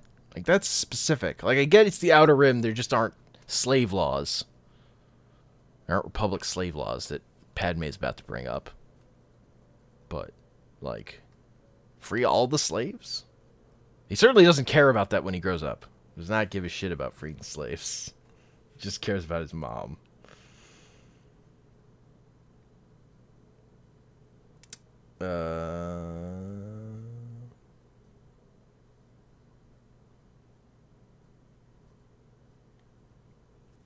Yeah, the part where they have, like, no other plan, but Anakin has to win the death race.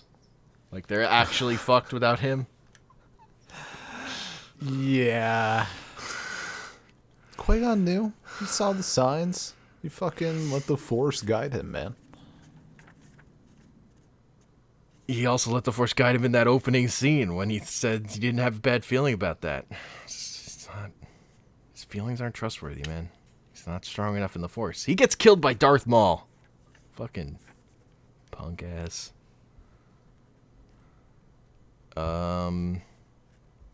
Also, maybe don't let your kids hang out with strange adult men who take their blood. I mean, did she even know? It was so fast. Exactly.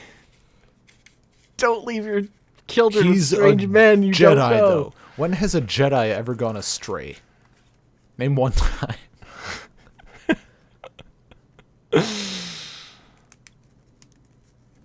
Darth Plagueis.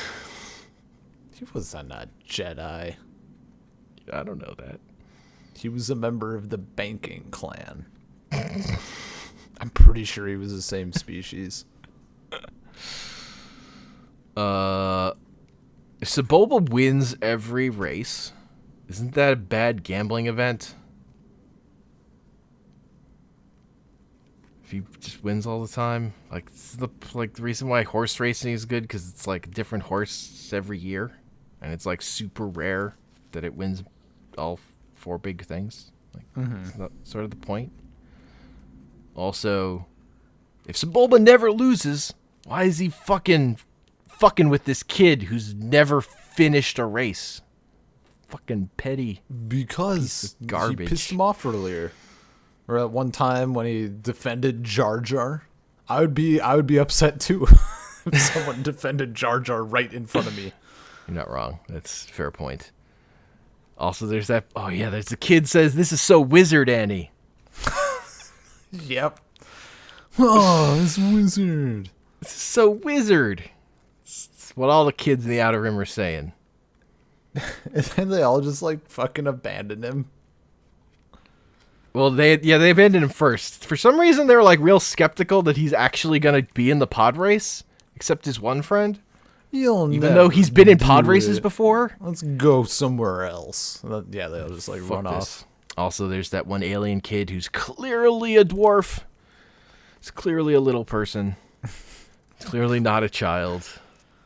You can't put a child in that suit, makeup stuff, and have them go out in the desert.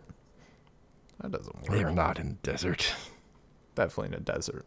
Where else would they be? Are you suggesting that it was all a setup? That it was all fake? Also, that this is a movie where our hero enacts a plan to take a child from his mother. That's the hero we're rooting for. Qui-Gon Jinn. Secret plan to take a kid from his mother without telling her or consulting her. No. She knew.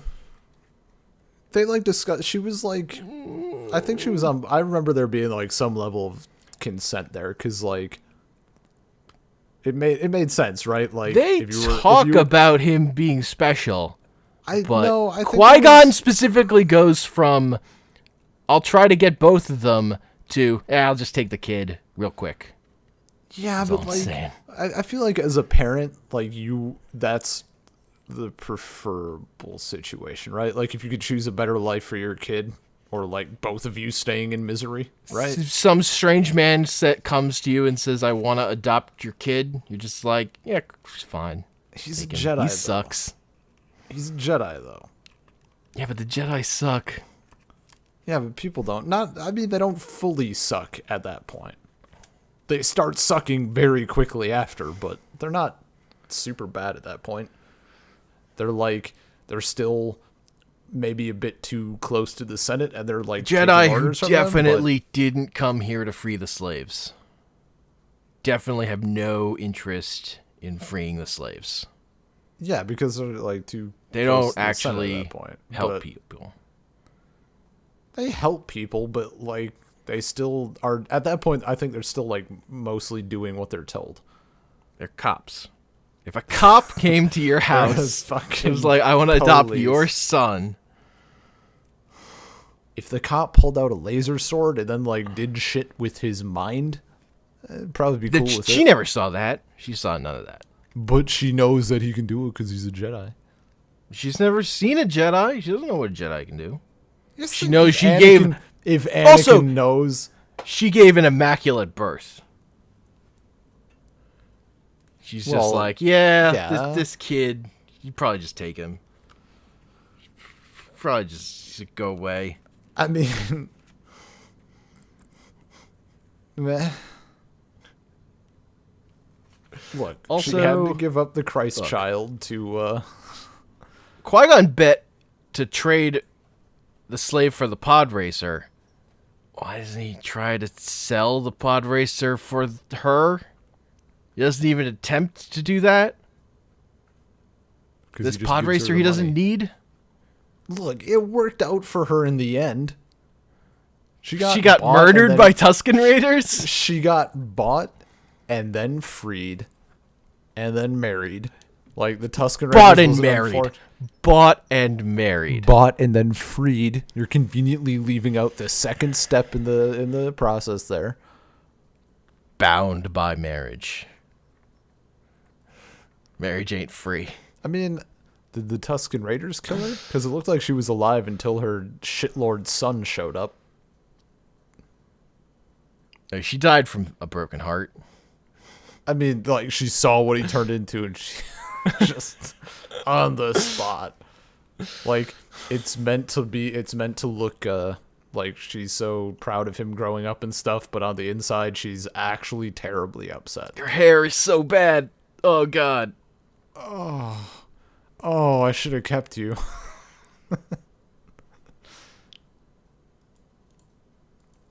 I mean, also, like, just bullshit. People... Like, Sebulba just gets away with sabotaging that shit. No one fucking notices anything. They're supposed to be fucking sensing stuff. Sense fucking nothing ever. Nothing ever. Yeah. There's definitely you assume too much line in there in that first movie, and it's like, yes, definitely assume too much. Also, the pod race is boring. That's my stand on the pod race. It's boring. Really fun game, though. No, that game doesn't hold up. I liked it at the time. Doesn't hold up. I mean, yeah, but it was still a fun game. Like, what if it's... I mean, it doesn't have power-ups even. It's just a racing game. Like, Yeah, there's plenty nothing. of games like that, though. But it's not a good one. If you like racing games and you like Star Wars, I think it's still decent. No, it doesn't hold up. You don't hold up. No. You know what movie's good, though? Speed Racer. Speed Racer's a good movie. It has So some I've heard. structural similarities to the pod race. Except it's good. Like, the pod race has, like, time to, like, take out and say, here is the part of the race where so much little is happening. The Tusken Raiders are just, like, taking pot shots at racers because there's nothing. This is reminding me. I think there is a character shown briefly in a single clip during the pod race, like that they turned into a fully fledged character, like in both Legends and new canon. Like That's Clone what Wars, Star it's a Wars thing. alternate canon is all about. Yeah, dude, Turning you don't characters even- are you don't in one even- scene. You don't even see her face though. She's standing with her back to the screen. Oh, that And is it's just- Classic Star Yeah. Wars. It's like what's his Expanded name? universe. What's the fucking stormtrooper's name? Dak Faden. Yeah, Dak Faden. 27 Wikipedia pages. Fucking. Ugh. The we ain't Okay. found shit guy. Basically. Also, like, people just die. Like, there's a guy who dies in the pod race because he turns around for a second and then Yeah. turns back and crashes and explodes. It They also happens. do, like, a job of, like, trying to act like nobody's dying in this pod race. This is a child-friendly event. Everyone do you lives mean? despite exploding. It didn't look like that. It looked like they didn't show him again. No, they show people, like, coming away from explosions if you look closely.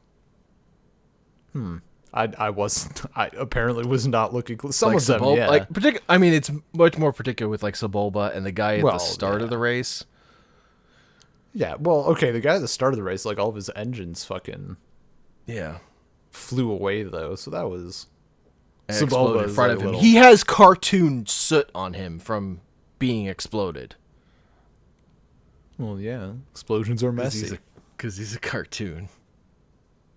There's like a droid that falls in an engine and then is even fine. Yeah.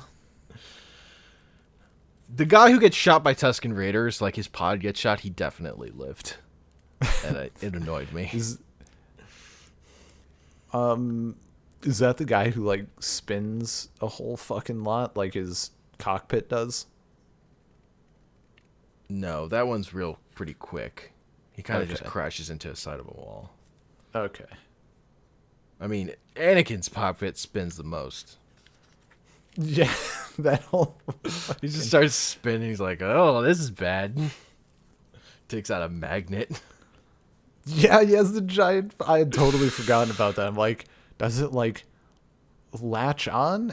Wait, no. Does he, like, use the Force? And I forget, no. Oh, okay, it's just a big They old really magnet. cut away from him reattaching that cable, too. You're like, you can't make this part look good. Yeah. It's just back together. It's fine. He pulled this engine back into place. Yeah, it was messy. Yeah,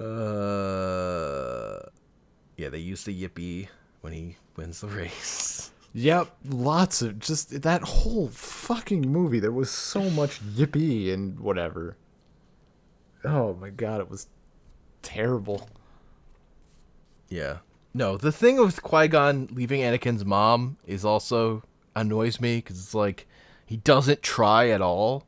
And it's like, well, it's a good thing that could never come back to bite you. And You know, Anakin's emotional state. thinking and of like- it, what would you? That Have his would mom be safe, not a slave on I'm this just- desert planet. Yeah. But like, I'm just thinking, because like the Jedi, right? That's their thing, basically. In a nutshell, abducting small children before they can form any memory of their parents. Yeah, And then they good take guys, them. this Jedi. And that's the thing. I mean, it's with consent of the parents. But like, what happens in a world in a galaxy where Qui-Gon like frees Shmi? Like, does she go and live on Coruscant and her and Anakin have dinner once a week? Like, is he just forbidden from ever seeing her again and then probably does it anyway? Probably she I don't lives know. in that fucking house in Naboo in secret. So it could be Anakin's house. He goes to bang Padme and see his mom. Two great Mom. flavors that go together. Me and Padme are gonna go study the archives of my room. Just leave be the like door living at home open. again. Okay. Force opens the door when he hears her coming.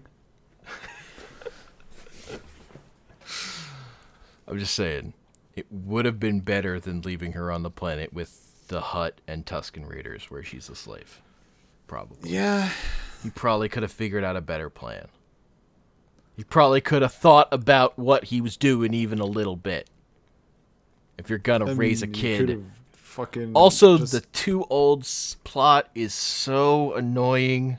Having watched Star Wars, Why? Oh, because Luke. because your introduction to this stuff is Luke, who is a teenager, a full-on teenager. I think. I mean, I think there's And like maybe if they had just said the attachments thing, it's the too old part where I'm like, you're just fucking annoying. If you hit the just no attachments thing harder, that it's the kid has this mom attachment thing, and they had gone into it more, it would have been fine. But the too old line is really, really annoying. I think it's sort of like it's too old, as in most Jedi are, they're super young and then they can be molded and it works out fine. Yeah. In Luke's case, like he's pretty much a developed person. Like he can reason, he can logic, blah blah blah. And Anakin is just at that point where like he's a dumb fucking 9-year-old.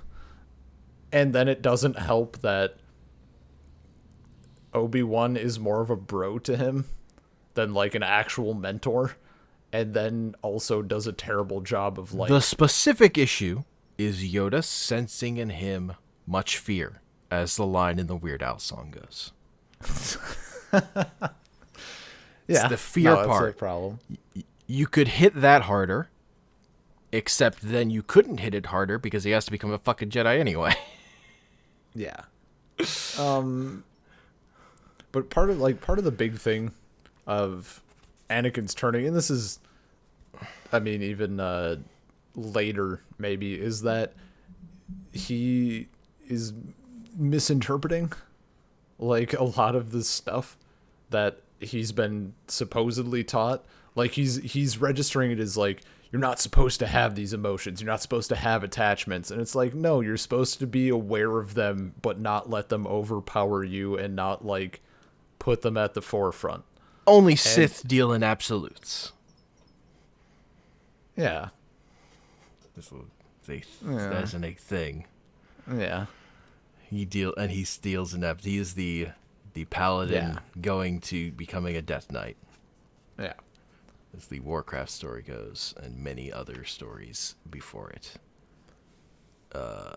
It's a classic. It is a classic trope. Again, I don't think the fucking bringing up the age thing was like, that always stuck. It's always just annoying. It's always annoying to have Yoda in that conversation, and then he trains Luke.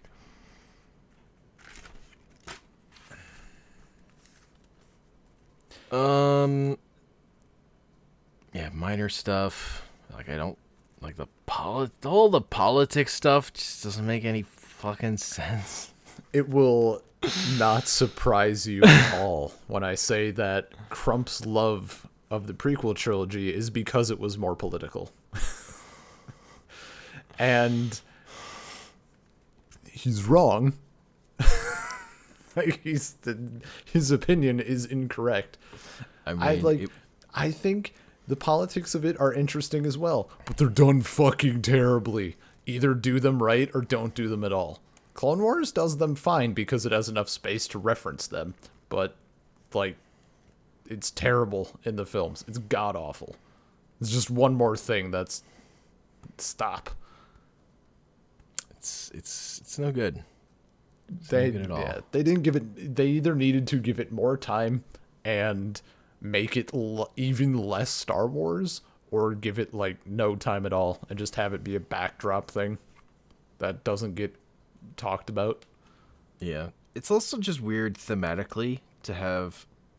The last thing with the age thing is just it's weird thematically to have a world where Anakin is too young to be a Jedi, but Padme was an elected official officer. Like, different strokes for different folks, man. No, the Naboo and the Jedi are two different groups. Also, their test for Anakin of the fucking image. We only saw one, though. We only saw part of the test. Come on. We see multiple images. You're reaching. No, I'm just saying. Sir. I'm just saying. I don't know they what do else they put him the through. classic like Bill Murray and what card am I Ghostbusters holding too. Yes, he's doing that test. But seriously, stupid. Like, that's the idea for the test they decided to show. It's like that was the choice that he made of the thing to put in the movie. That's why it's bad. Also, that I'm just imagining like one of also. Oh my! After that, we get the "use of people gonna die" line. That might be the worst line. Use of people gonna die. Gonna die. It's real, man. I mean, yeah, no, like Jar Jar you can't have a good line with that character. Oh, that's true. Like, you can't say Also, anything. Going with it goes in with there's always two. It's like, Qui-Gon, you can't train this kid. You already have a Padawan. The code forbids it. The code there are always two. There are always two. I mean, you're not supposed to have two Padawans. Only so the Sith that deal in makes absolutes. The code forbids it. That's different, though. It's totally different. It's two different things. Also, like, to say don't train, and then Qui-Gon's like, all right, I'll just take him with me, though, still. I'm not allowed to train you. Now watch this.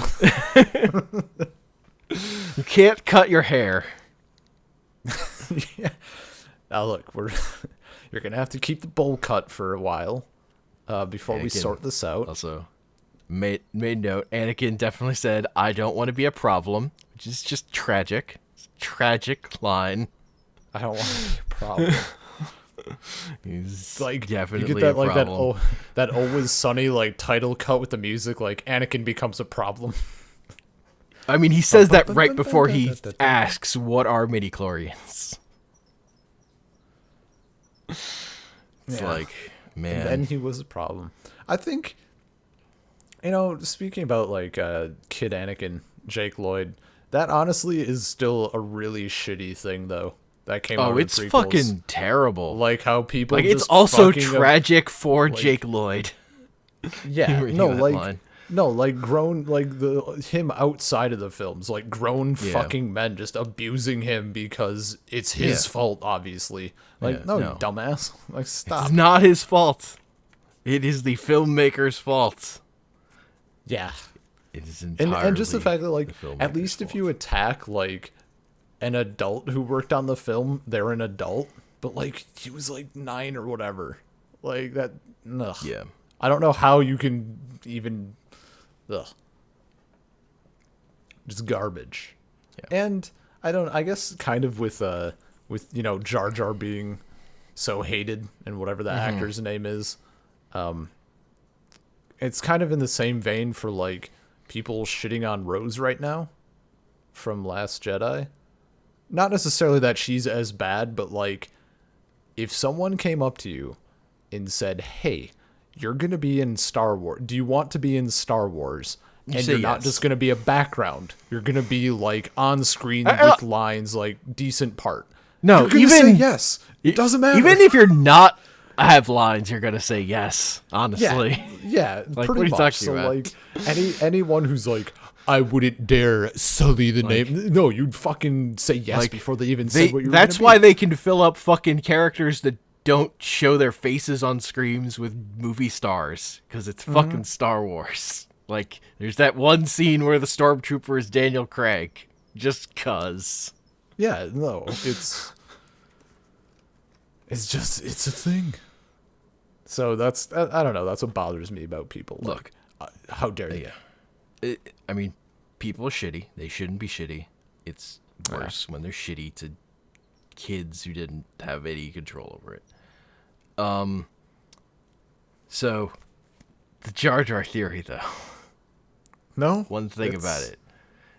Why? So, the thing is, Palpatine plans so much of these movies. Like, he plans everything. But, his plans hinge on Anakin doing stuff. Like, there's plenty of stuff in episode 1 hinges on Anakin.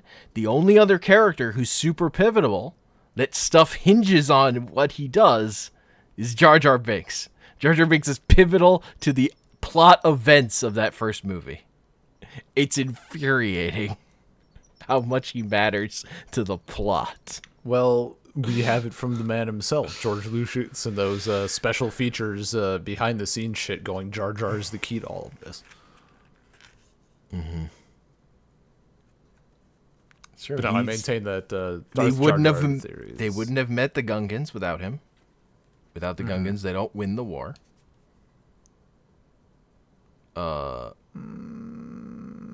Do they, though? No. The Gungans got their asses kicked anyway. They needed a big distraction. They needed to get the army out of the city, or it was full of droids. I guess They would have gotten murdered in the city if the droid army hadn't been taken out. I guess. I suppose, like, that makes sense. I think the movie did a bad job of showing that well enough. Like, just based on the pace of the army. Totally. I mean, that whole army sequence is fucking garbage. Like, the droids win in, like, what, 2 minutes? They overrun the... No, that scene takes way longer. I mean, the scene takes longer, but the battle itself... It's like Dragon Ball Z. This is a 5-minute fight, but we've been on it for, like... No, it gets dragged out by Jar Jar, like, slapsticking his way through stuff. Yeah. I'm serious. It doesn't really end until, like, right before the ship gets blown up. Yeah. And Anakin lucks his way into saving the day. Mm-hmm. Yippee. Yippee! Yippee. Now that we've crossed the 2-hour threshold. Yeah. I'm just going to put my last thing out just to iterate again that for people who are like me, you should watch Clone Wars. It is something that puts a lot of thought behind some of the bullshit that happens in the prequel films and makes things make sense, even though the movies are still fairly terrible. It's nice to have a canon source that says, no, it's like this, and then you can look at the films and go, yeah, okay, this is just garbage, but the idea itself has been fleshed out to a good point. They do a lot of cool stuff. It's nice. They put Jar Jar in it, though.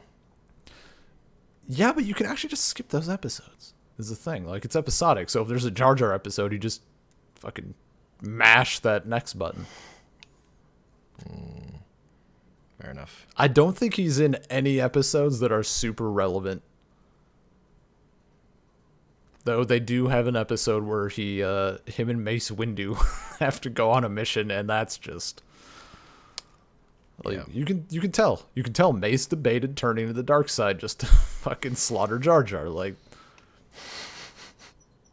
who wouldn't? Also, like, no Gungans die in that fight. You see no Gungan corpses at any point, and at least with the Ewoks, like, at least one Ewok definitely dies on camera. Here's the theory: all the Gungans, Force ghosts. All of them. All the dead Gungans. The Force was like, I'm sorry for allowing you to exist in this state, so enjoy the equivalent of eternal afterlife. Yeah. Yeah. But yeah, my last thought on episode 1 is just, again, how little Duel of the Fates there actually is, and how, like, quickly it goes from choruses to Anakin doing bullshit and different music. Yep. It's so fast. It's so fast. Yeah. But in my memory, it's better. Stop making excuses for Star Wars, Ben. I'll never stop making excuses for Star Wars. Like, back in a corner, I can admit that it's bad, but, like, I'll still defend it. Look, those prequel movies, they're, like, barely Star Wars. Pretty Star Wars. Because they're made by someone who doesn't like Star Wars. At that point. Yeah, but then you have Last Jedi, who's made by someone who does like Star Wars. It's still... Last Jedi is a good movie. These are bad movies. Yeah. There's a difference. But they're all Star Wars. Nope. Don't even fucking start with 2 hours. We're already 2 hours into this? Are we going to do a 3-hour podcast? Probably. I mean, I wanted to do individual podcasts for each movie, but you talked me out of it. So now I we're doing- Yeah, I mean, I guess I didn't know that you like were gonna go that deep on it.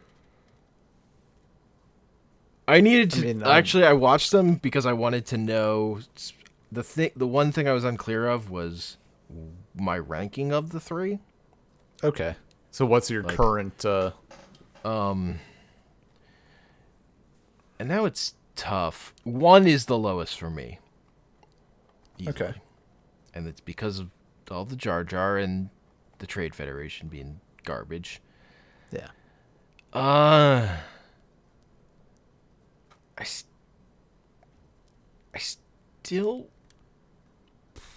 as a whole movie, I still want to say 2 over 3, despite 3 having my favorite stuff. Okay. Is what I'm not sure that's right though. I'm not sure. It's All like right. the second half of 2, but maybe it should be 3.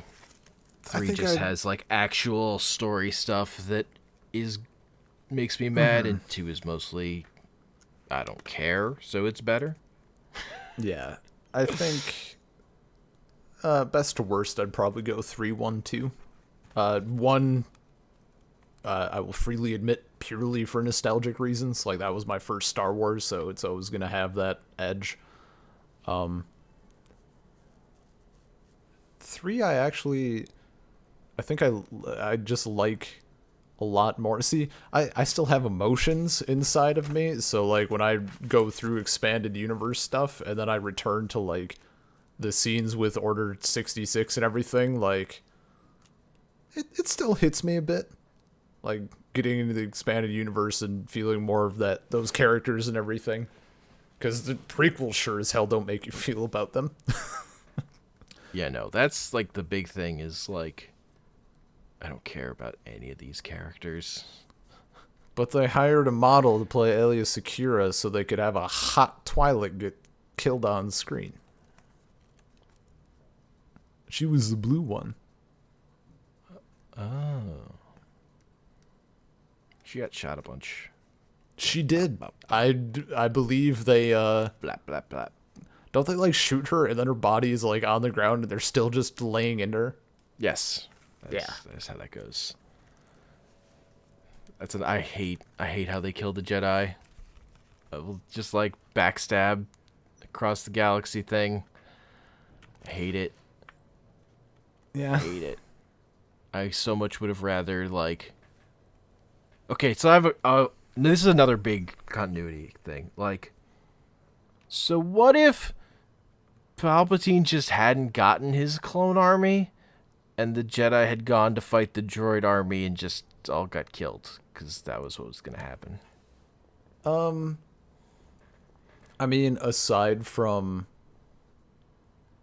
again, just going by what I know of the canon, I think he did this like anyway.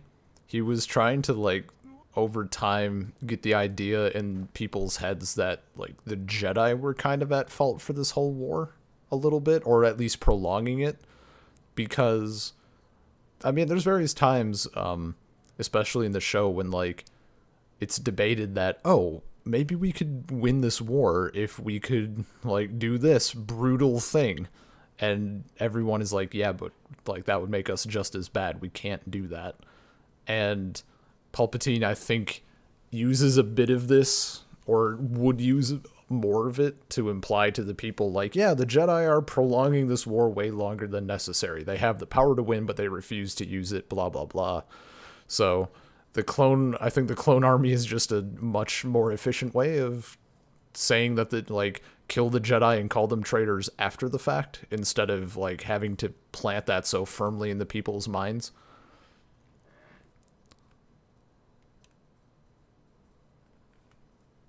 But they all would have died. They all would have What just do you been mean? dead. It would have been fine. What do you mean?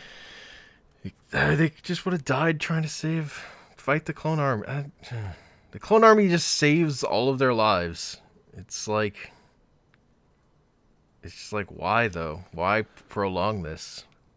Oh, you're saying like if the clone army didn't exist, then the Jedi would have just Or had to just fight didn't the show up in droids. time. Well, that was the thing they were debating, right? Like whether or not to set up a army of the Republic, which I think still would have gone. Maybe that would have just gone through, and you would have had the army anyway. It just wouldn't have been clones, and then you still put the Jedi in there at some point, I mean, and he then takes do the same thing. opportunity of the leader of the opposition having been replaced with Jar Jar Binks. To get Jar Jar Binks to say, "Hey, vote for me," and he controls the Senate's corrupted them enough. Yeah, It's so easy, I think but I think there would have been the army anyway. It just wouldn't have been as efficient. But I think the No. game ends the same. It just takes longer. I just don't get why, like, he doesn't just have or even just have the clone army kill the Jedi then. Like, I don't know, man. It doesn't make any fucking sense to me. His long game. I guess he has to get. You gotta see his end game is Anakin, right? His end game For some becomes, and reason. also if he just immediately had the clones kill the Jedi, I don't think that you can just do that. Like part of the, and again, like not fucking shown in the movies at all. And maybe this thought wasn't even there until later, and they just fixed it entirely, and it wasn't even a thing. But again, you had that like those seeds of doubt planted against them instead of just like directly killing them. Like those were still already there when he initiated the order, but I think he still only did it then because they found him out and came after him. Otherwise, he probably just would have continued waiting it out. I also just hate how chummy the Jedi are with the stormtroopers immediately. They're such morons about suspecting. Oh, yeah. I mean, that also, this is probably, you know what? I will say this is the biggest thing that the show does is They have like more you know, character, you- right? Yes. They go a lot, like some of the, there's a couple episodes that are like just That focused just on clones. seems like fanficky horseshit. Just the way they describe them as being like genetically engineered to be more docile. Like Yeah, but they're also still like it makes better reasoning. TV, but They're also still like reasoning beings, though. Like they're also, I except think you part can of the like thing is, tell like- them Operation 66 and they'll murder all their friends. so. I mean, you have New Canon, which is the shitty version, in my opinion, where they just have the chip that like. Literally, this is literally they're like kill the Jedi. Blah, blah, blah. They like turn into fucking like brainwashed zombies and just like try to kill the nearest Jedi to them. And it's garbage. Like that is a bad change.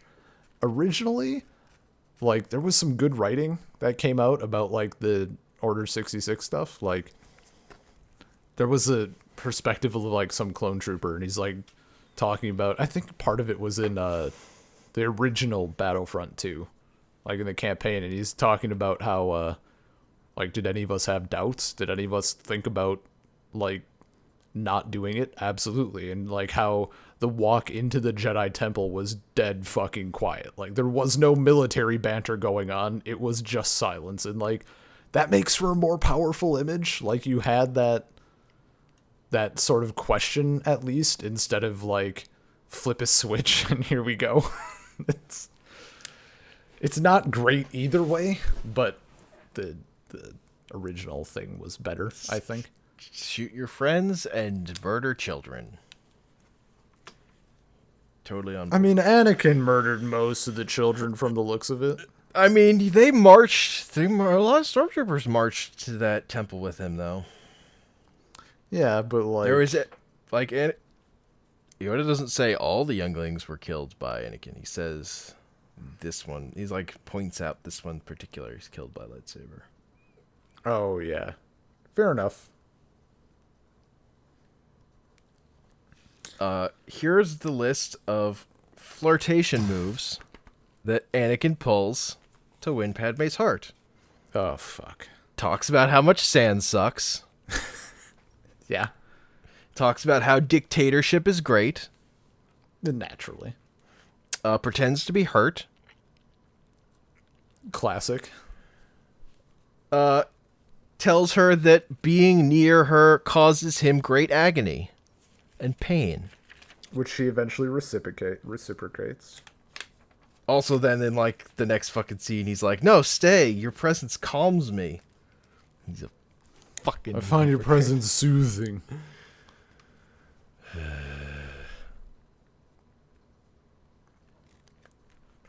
Oh, yeah, there's that part where Kid Boba Fett says, "Fire!"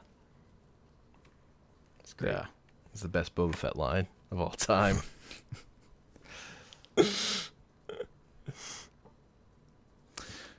Yo, Boba Fett in the Clone Wars, though, not really a fan, gotta say. Like, he's like 13 or 14 or some bullshit, and he's like hanging out with all these other bounty hunters, some of whom are actually cool characters, and I want to see more of, but he's like, hey guys, we're gonna do this, and he has like his own squad of fully grown adults, and I'm like, Like, at first they help him, and then the tables pretty quickly turn, and I'm just, okay, whatever. Fucking, you know what? I like the other characters, so I'm going to ignore this. Right. The thing with... So it's like C-3PO and R2, they never, like, bring up these adventures. Never mention hanging out with Anakin Skywalker or Obi-Wan. Like, when they meet Obi-Wan again, it never comes up, right? Never. Well, C-3PO had his memory wiped. That's a thing at the end of episode 3. Right. Yeah. I mean, there's no one in the right mind would trust C-3PO with that shit. I guess he never remember that he tried to murder Jedi. Yeah. I think... And R2 is just like... I don't know, he's pretty chill. He's upset about it, but like, why would he tell anyone? He never implied that he didn't know Obi-Wan. I didn't lie from a certain point of view. If anything, Obi-Wan didn't remember him. Who's the asshole now? I mean, Obi-Wan's definitely racist against droids. That's fine. Well, they're not people.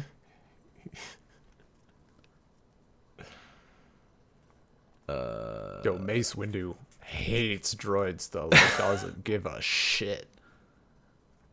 Like, there's a whole episode that kind of hinges on, like, Anakin having all, like, full-on 100% attachment to R2-D2, and Mace Windu's like, just leave him.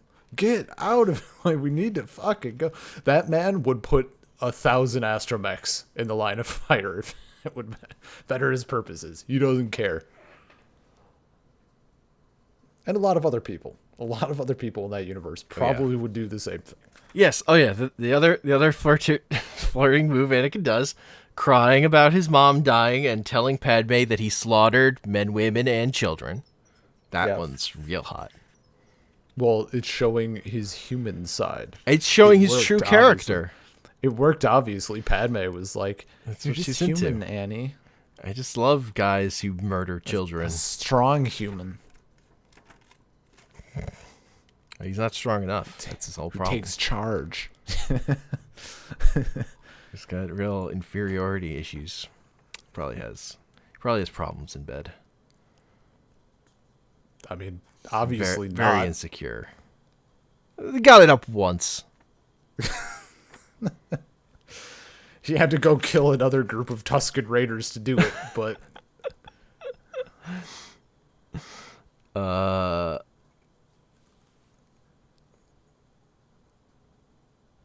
fucking that last Jar Jar line. Misa propose that Wisa be given emergency powers. no one suspects the clone army. Dooku could have been a good idea, like if he hadn't just been a pawn of Palpatine that gets thrown away in movie 3.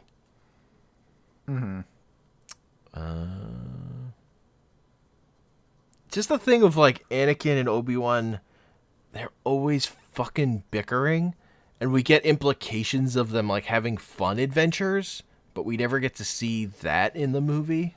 So it's never established like their friendship. It's like never properly established. Yep. It's just always one of them being a fucking little bitch. Yeah. Yet another thing that we have to rely on expanded universe shit to solve. Yeah. Yeah.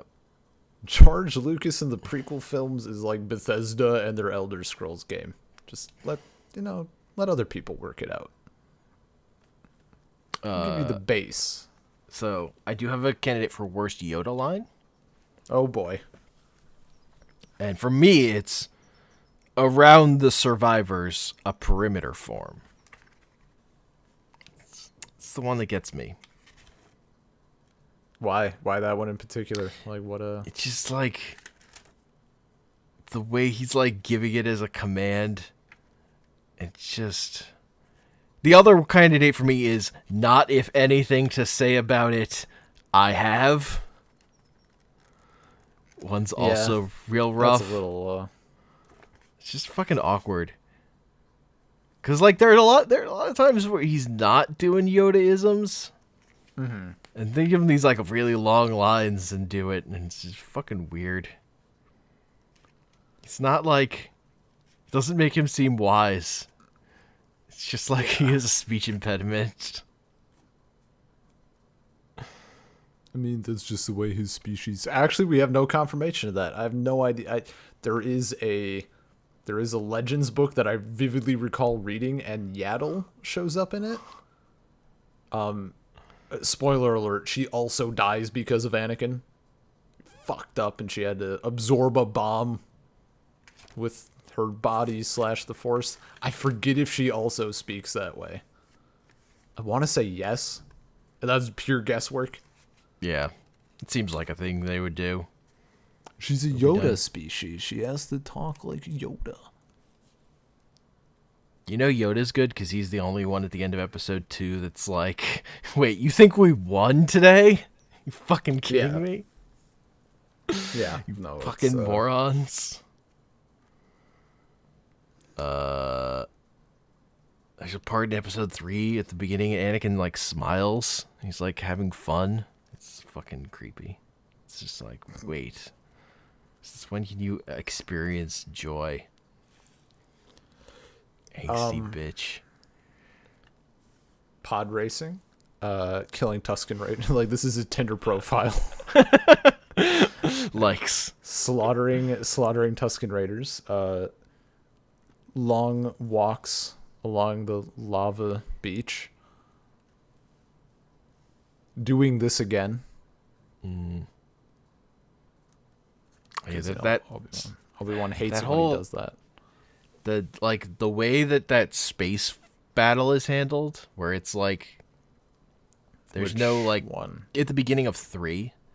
Oh yeah, the giant one, but there's like no focus on fucking anything, and they like there's this giant battle, but the important thing is that we have like a robot knife fight between R2-D2 and this fucking little droid that came out of a missile. I'm not gonna lie, that does actually feel like the most important part, and I'm okay with it. Like, I don't. Is there any time in the prequel trilogy when a focus on R2 is a bad thing? Isn't it? Is it not enjoyable? When he's flying, I'm not come pleased. On. Your heart wasn't filled with whimsy? Not really. It's like, what is this bullshit? Come on. That's how I felt. What? So he got a little aftermarket upgrade, whatever. Jaded teen or whatever. It could have been worse. C-3PO could have flown. Imagine if he fucking Iron Man's out of there. No, he hates flying. Yeah, but that doesn't mean he can't do it. Obi-Wan hates flying. He's still bumming all around the galaxy. It's true. But C-3PO literally has to be dragged everywhere he goes. Well, yeah. He wasn't built well. He's built by some asshole. Some asshole who Yeah. didn't finish him. It was like, and I mean, it was like that asshole's first project as well. That he gave up on to finish his second project, which was a car, basically. He There's a good reassembled joke. a broken toaster. Where after Decided he was Anakin cuts off Dooku's hands and then decapitates him, he says, "I killed an unarmed prisoner." Ha ha! Because he cut his hands off. Yeah, that happened. Ugh. When Palpatine, Anakin, and Obi-Wan get caught in the fucking force field bubble thing, and Obi-Wan's like, "How did this happen? We're smarter than this." It's like, Yeah. no, you're not. You're not.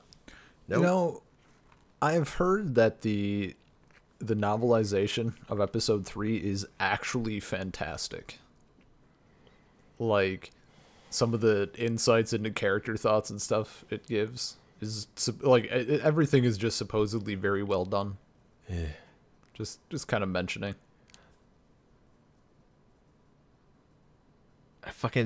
I hate that idea though, because Star Wars is it's a fucking movie franchise. Like, what's good about what? the Star Wars trilogy is movie shit. I mean, maybe stop living like 30 years ago though. No, I will take fucking comic books if I want good, dumb fantasy bullshit. Like, I don't need expanded universe. I don't need Star Wars to be everything. Plenty of other stuff that can do different kinds of stories. Done well. everything for so long though.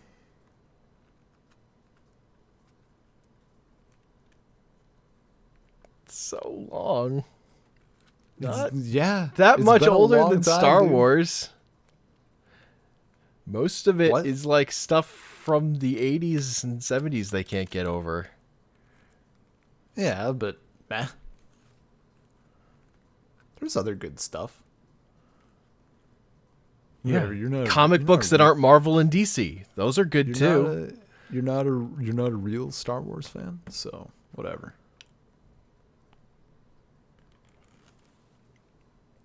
Did you just say that to me, Ben? We can title this The guy episode who Ben rewatched all the we can- prequel movies we that can- he we hates for this we can- podcast. We can title this episode Ben outs Hank as a poser after 2.5 hour discussion. No. I mean, Yeah. You just said that you hate the prequels.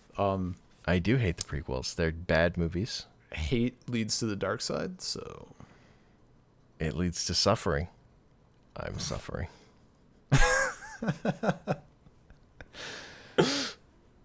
yeah. As told by CGI Yoda. There's a part where Anakin's like, when he's bitching about not being made a master, Yeah. and Obi-Wan brings up fucking the Chancellor, and Anakin's like, he has nothing to do with this. It's like, he literally appointed you to the council.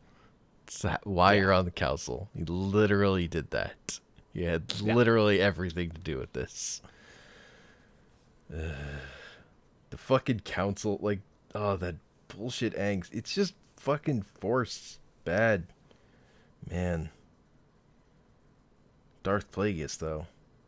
What a good story. I'm not sure like what's going. I think we're getting a new novel of that. I want to read it because I want to see what on earth they do with it. Like, I want to know so badly the story of Darth Plagueis the Wise. Darth Plagueis the Wise. Movie when?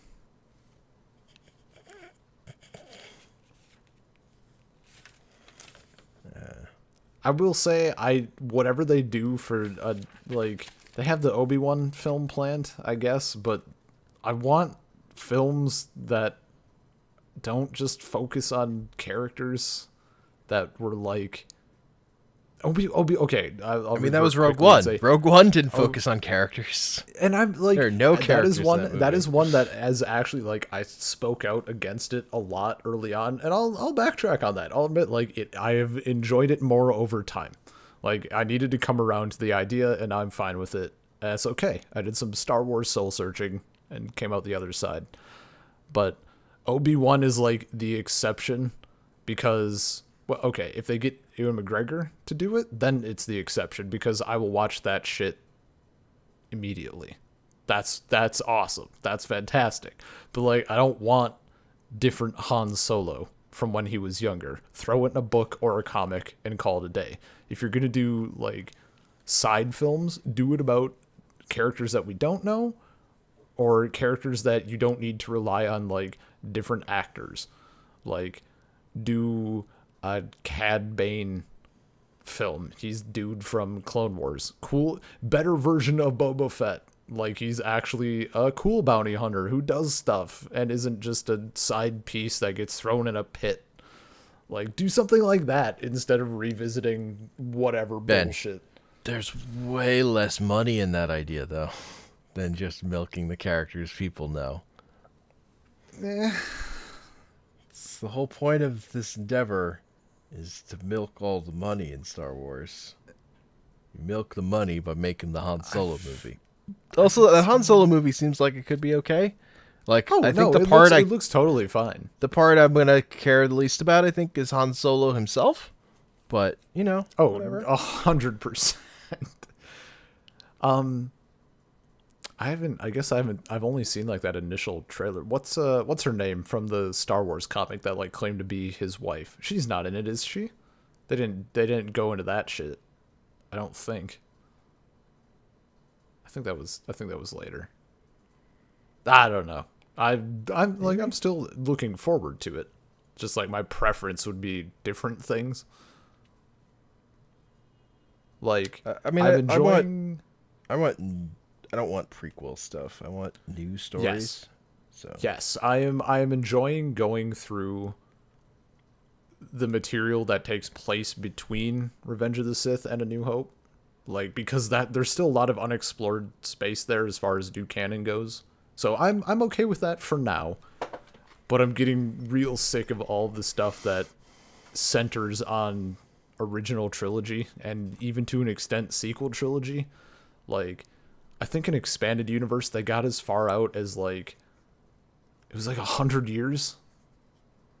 So like Luke Skywalker was dead. It was like his great grandson or something like that. Yeah, because I think the Old Republic stuff is like thousands of years in the past. But yeah, that too. They also go way back. I'm just saying if you're gonna like keep moving forward, like go forward. Like let me see what happens, or go way back again. Like I'm also okay with that. Like I don't. But I don't care about sequels that are like here all their kids are. Got the Force power, like yeah, and that is one thing. Someone was apparently complaining about that. They were complaining that they liked it better in Legends when the Skywalker line just like lived on for eternity, because like Luke got married or whatever, and then everybody just kept having kids. And then in sequel trilogy, I've seen the dark side of, and then they all had kids who are all clones of them. Yeah. It's dark. It is a dark path to walk. So, like, I don't know. I hope we get there eventually. And it might be a thing that only comics and books do, which would be a little sad, but also fitting for what the rest of Star Wars has done. Star Wars movies. Like Rian Johnson, I think, is getting his own trilogy that's not 10, 11, 12. So, and with each new thing that comes out, Ben's hypocrisy just skyrockets because I will complain about the exact same thing if we're talking about like Marvel superhero universe. And then when Star Wars does it, I'm like, yes. Yeah, you're just a hypocrite. Yeah, a filthy hypocrite. I'm cool with it. I mean, it's just because I'm not into superheroes, but happens. I do enjoy that person from Star Wars team congratulated someone from Disney on Infinity War doing well, and everyone was, it's like Disney patting itself on the back. Like, good job, Disney. Thanks, Disney. Just know your precious Star Wars cartoon was partially written by a Batman writer. Yeah, I'm fine with it. That. Hey, Star Wars also, turned me on to comics, because of Darth Vader, Dark Lord of the Sith, Volume 1. Out now. $5 on Kindle. In Comixology. Just saying. Maybe read it. You and anyone listening. Yeah, Volume 1 I have on, I think it's all on Marvel Unlimited, which is how I read That's... comic books I think I read... at this point. I read some of the other ones first, but then I hit that one. I'm like, yeah, Star Wars comics are going to be a thing for me now. That's happening. Even though the mainline Star Wars comic looks terrible. There were some issues that looked good. The Stewart and Moen some. ones, because that style is less realistic. Yeah. But then I sent you this screenshot of Volume 7 where it looks like someone did a bad Photoshop of Luke's face onto... Yeah, I don't like that style of art.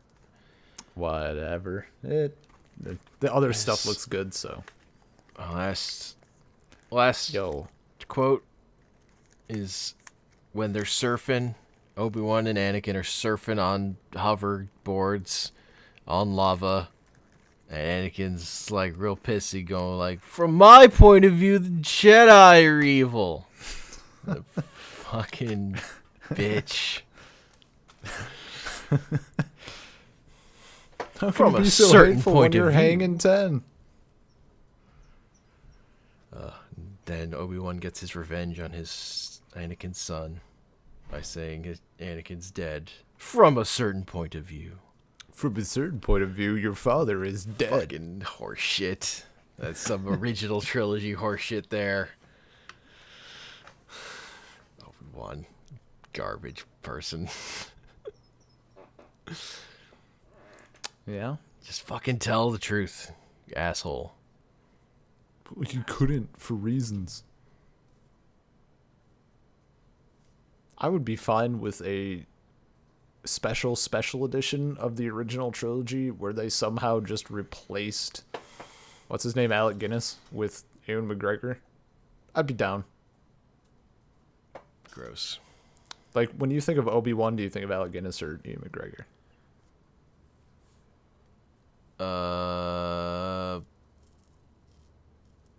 Both. Okay. He's in the same number of movies, technically. Yeah. Oh, that's fair. It's just an interesting question. Yeah. Because I've met people who when I think of Darth Vader, though, I think of James Earl Jones. I think of sand. No, when I think of Hayden Christensen, I think of sand. He kills that line. He imbues so much life into what is such an inert piece of writing. Yeah.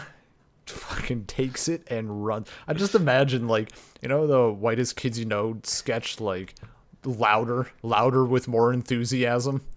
Yeah. That's George Lucas in the background. Oh yeah, the weirdest More thing to passion. me is how he must have been directing Natalie Portman, because she's acting like a real person when she's not in queen mode. When she goes into queen mode, she becomes so fucking wooden. Yeah, that's it has to be direction. just yeah. No, that was very intentional. I noticed that immediately. I'm like, why the fuck does she sound like a Muppet? An emotionless Muppet who I don't know. That's how you act regal. Yeah. But yeah, I'm sure the queen will Hayden be Christensen, alive. terrible at the emotional moments, but fucking kills it at the shit garbage lines that are just hilarious. Yeah. I mean, he's doing what he's told. He's fucking trying his best. He's being in Star Wars. It's like Twilight, dude. Like, It's very much absolute- like Twilight. Absolute garbage, and the actors are just like, yeah, we're doing what we can, and someone saw their best and said this is good enough, and just threw it out. Yeah. Yeah. I do the same thing. If I was in Twilight, I'd be making money. If I was in Star Wars, I would make money and also be in Star Wars. I don't think they made that much money in Twilight. Those The movies franchise, though? The movies made a lot of money. They did not have high budgets, though. It's part of it. Why they got to make so much. Those were not Fair enough. extremely high budget. They're like high budget movies for movies marketed at girls, but not high budget movies by high budget movie standards. Oh, yeah, no. That makes sense. Either way. Either way, I think I'm finally done. I got Yeah. the things off my chest. You committed a act of violence against me by calling me not a real Star Wars fan, but we moved past it. Yeah. May never forgive you, but Could have been worse. I could have called you the type of person that buys into Darth Jar Jar.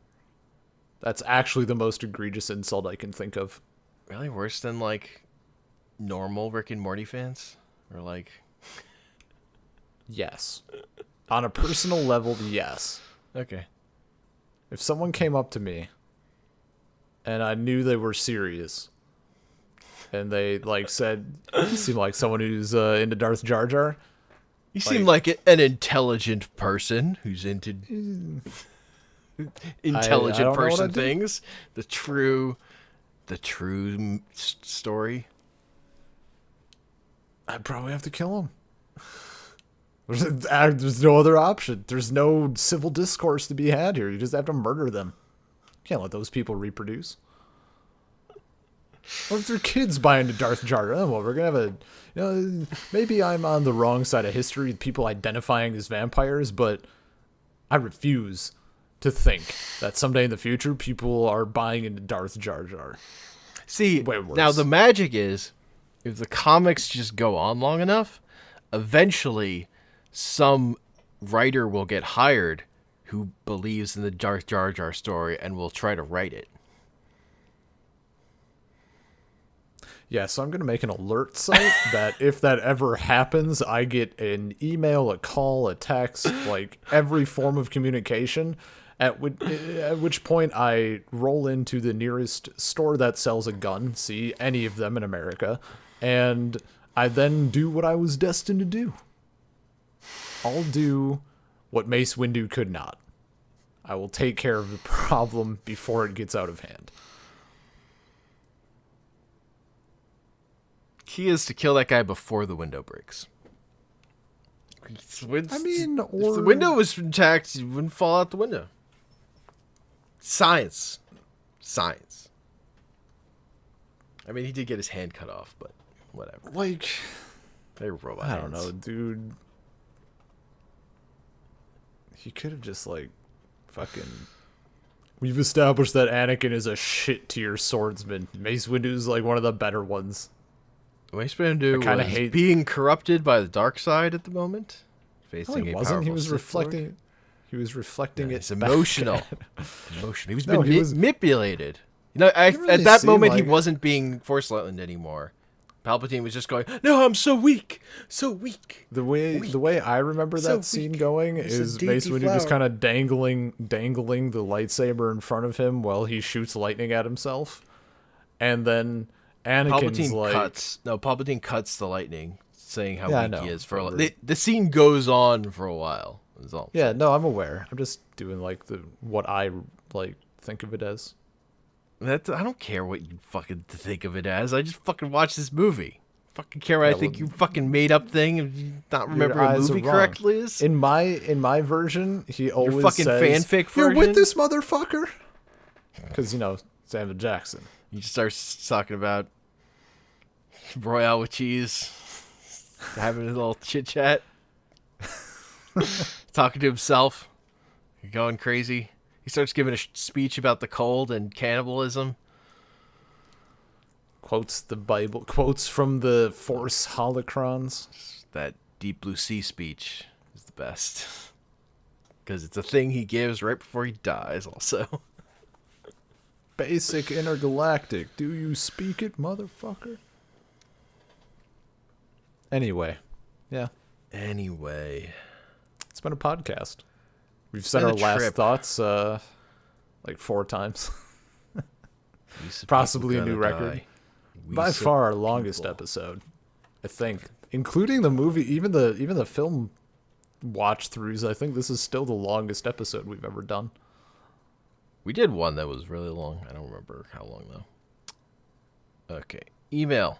saltcirclepodcast@gmail.com, soundcloud.com/saltcircle, Twitter @saltcirclepod, iTunes Salt Circle Podcast, Stitcher, Google Play Music, Salt Circle Podcast, various podcasting feeds. I am on Twitter @comicpanels. And I'm on Twitter @bean_LP. Yippee. I hate these movies because I like Star Wars. It's because I like Star Wars. I like these movies because I like Star Wars. Fuck you. Fuck yourself.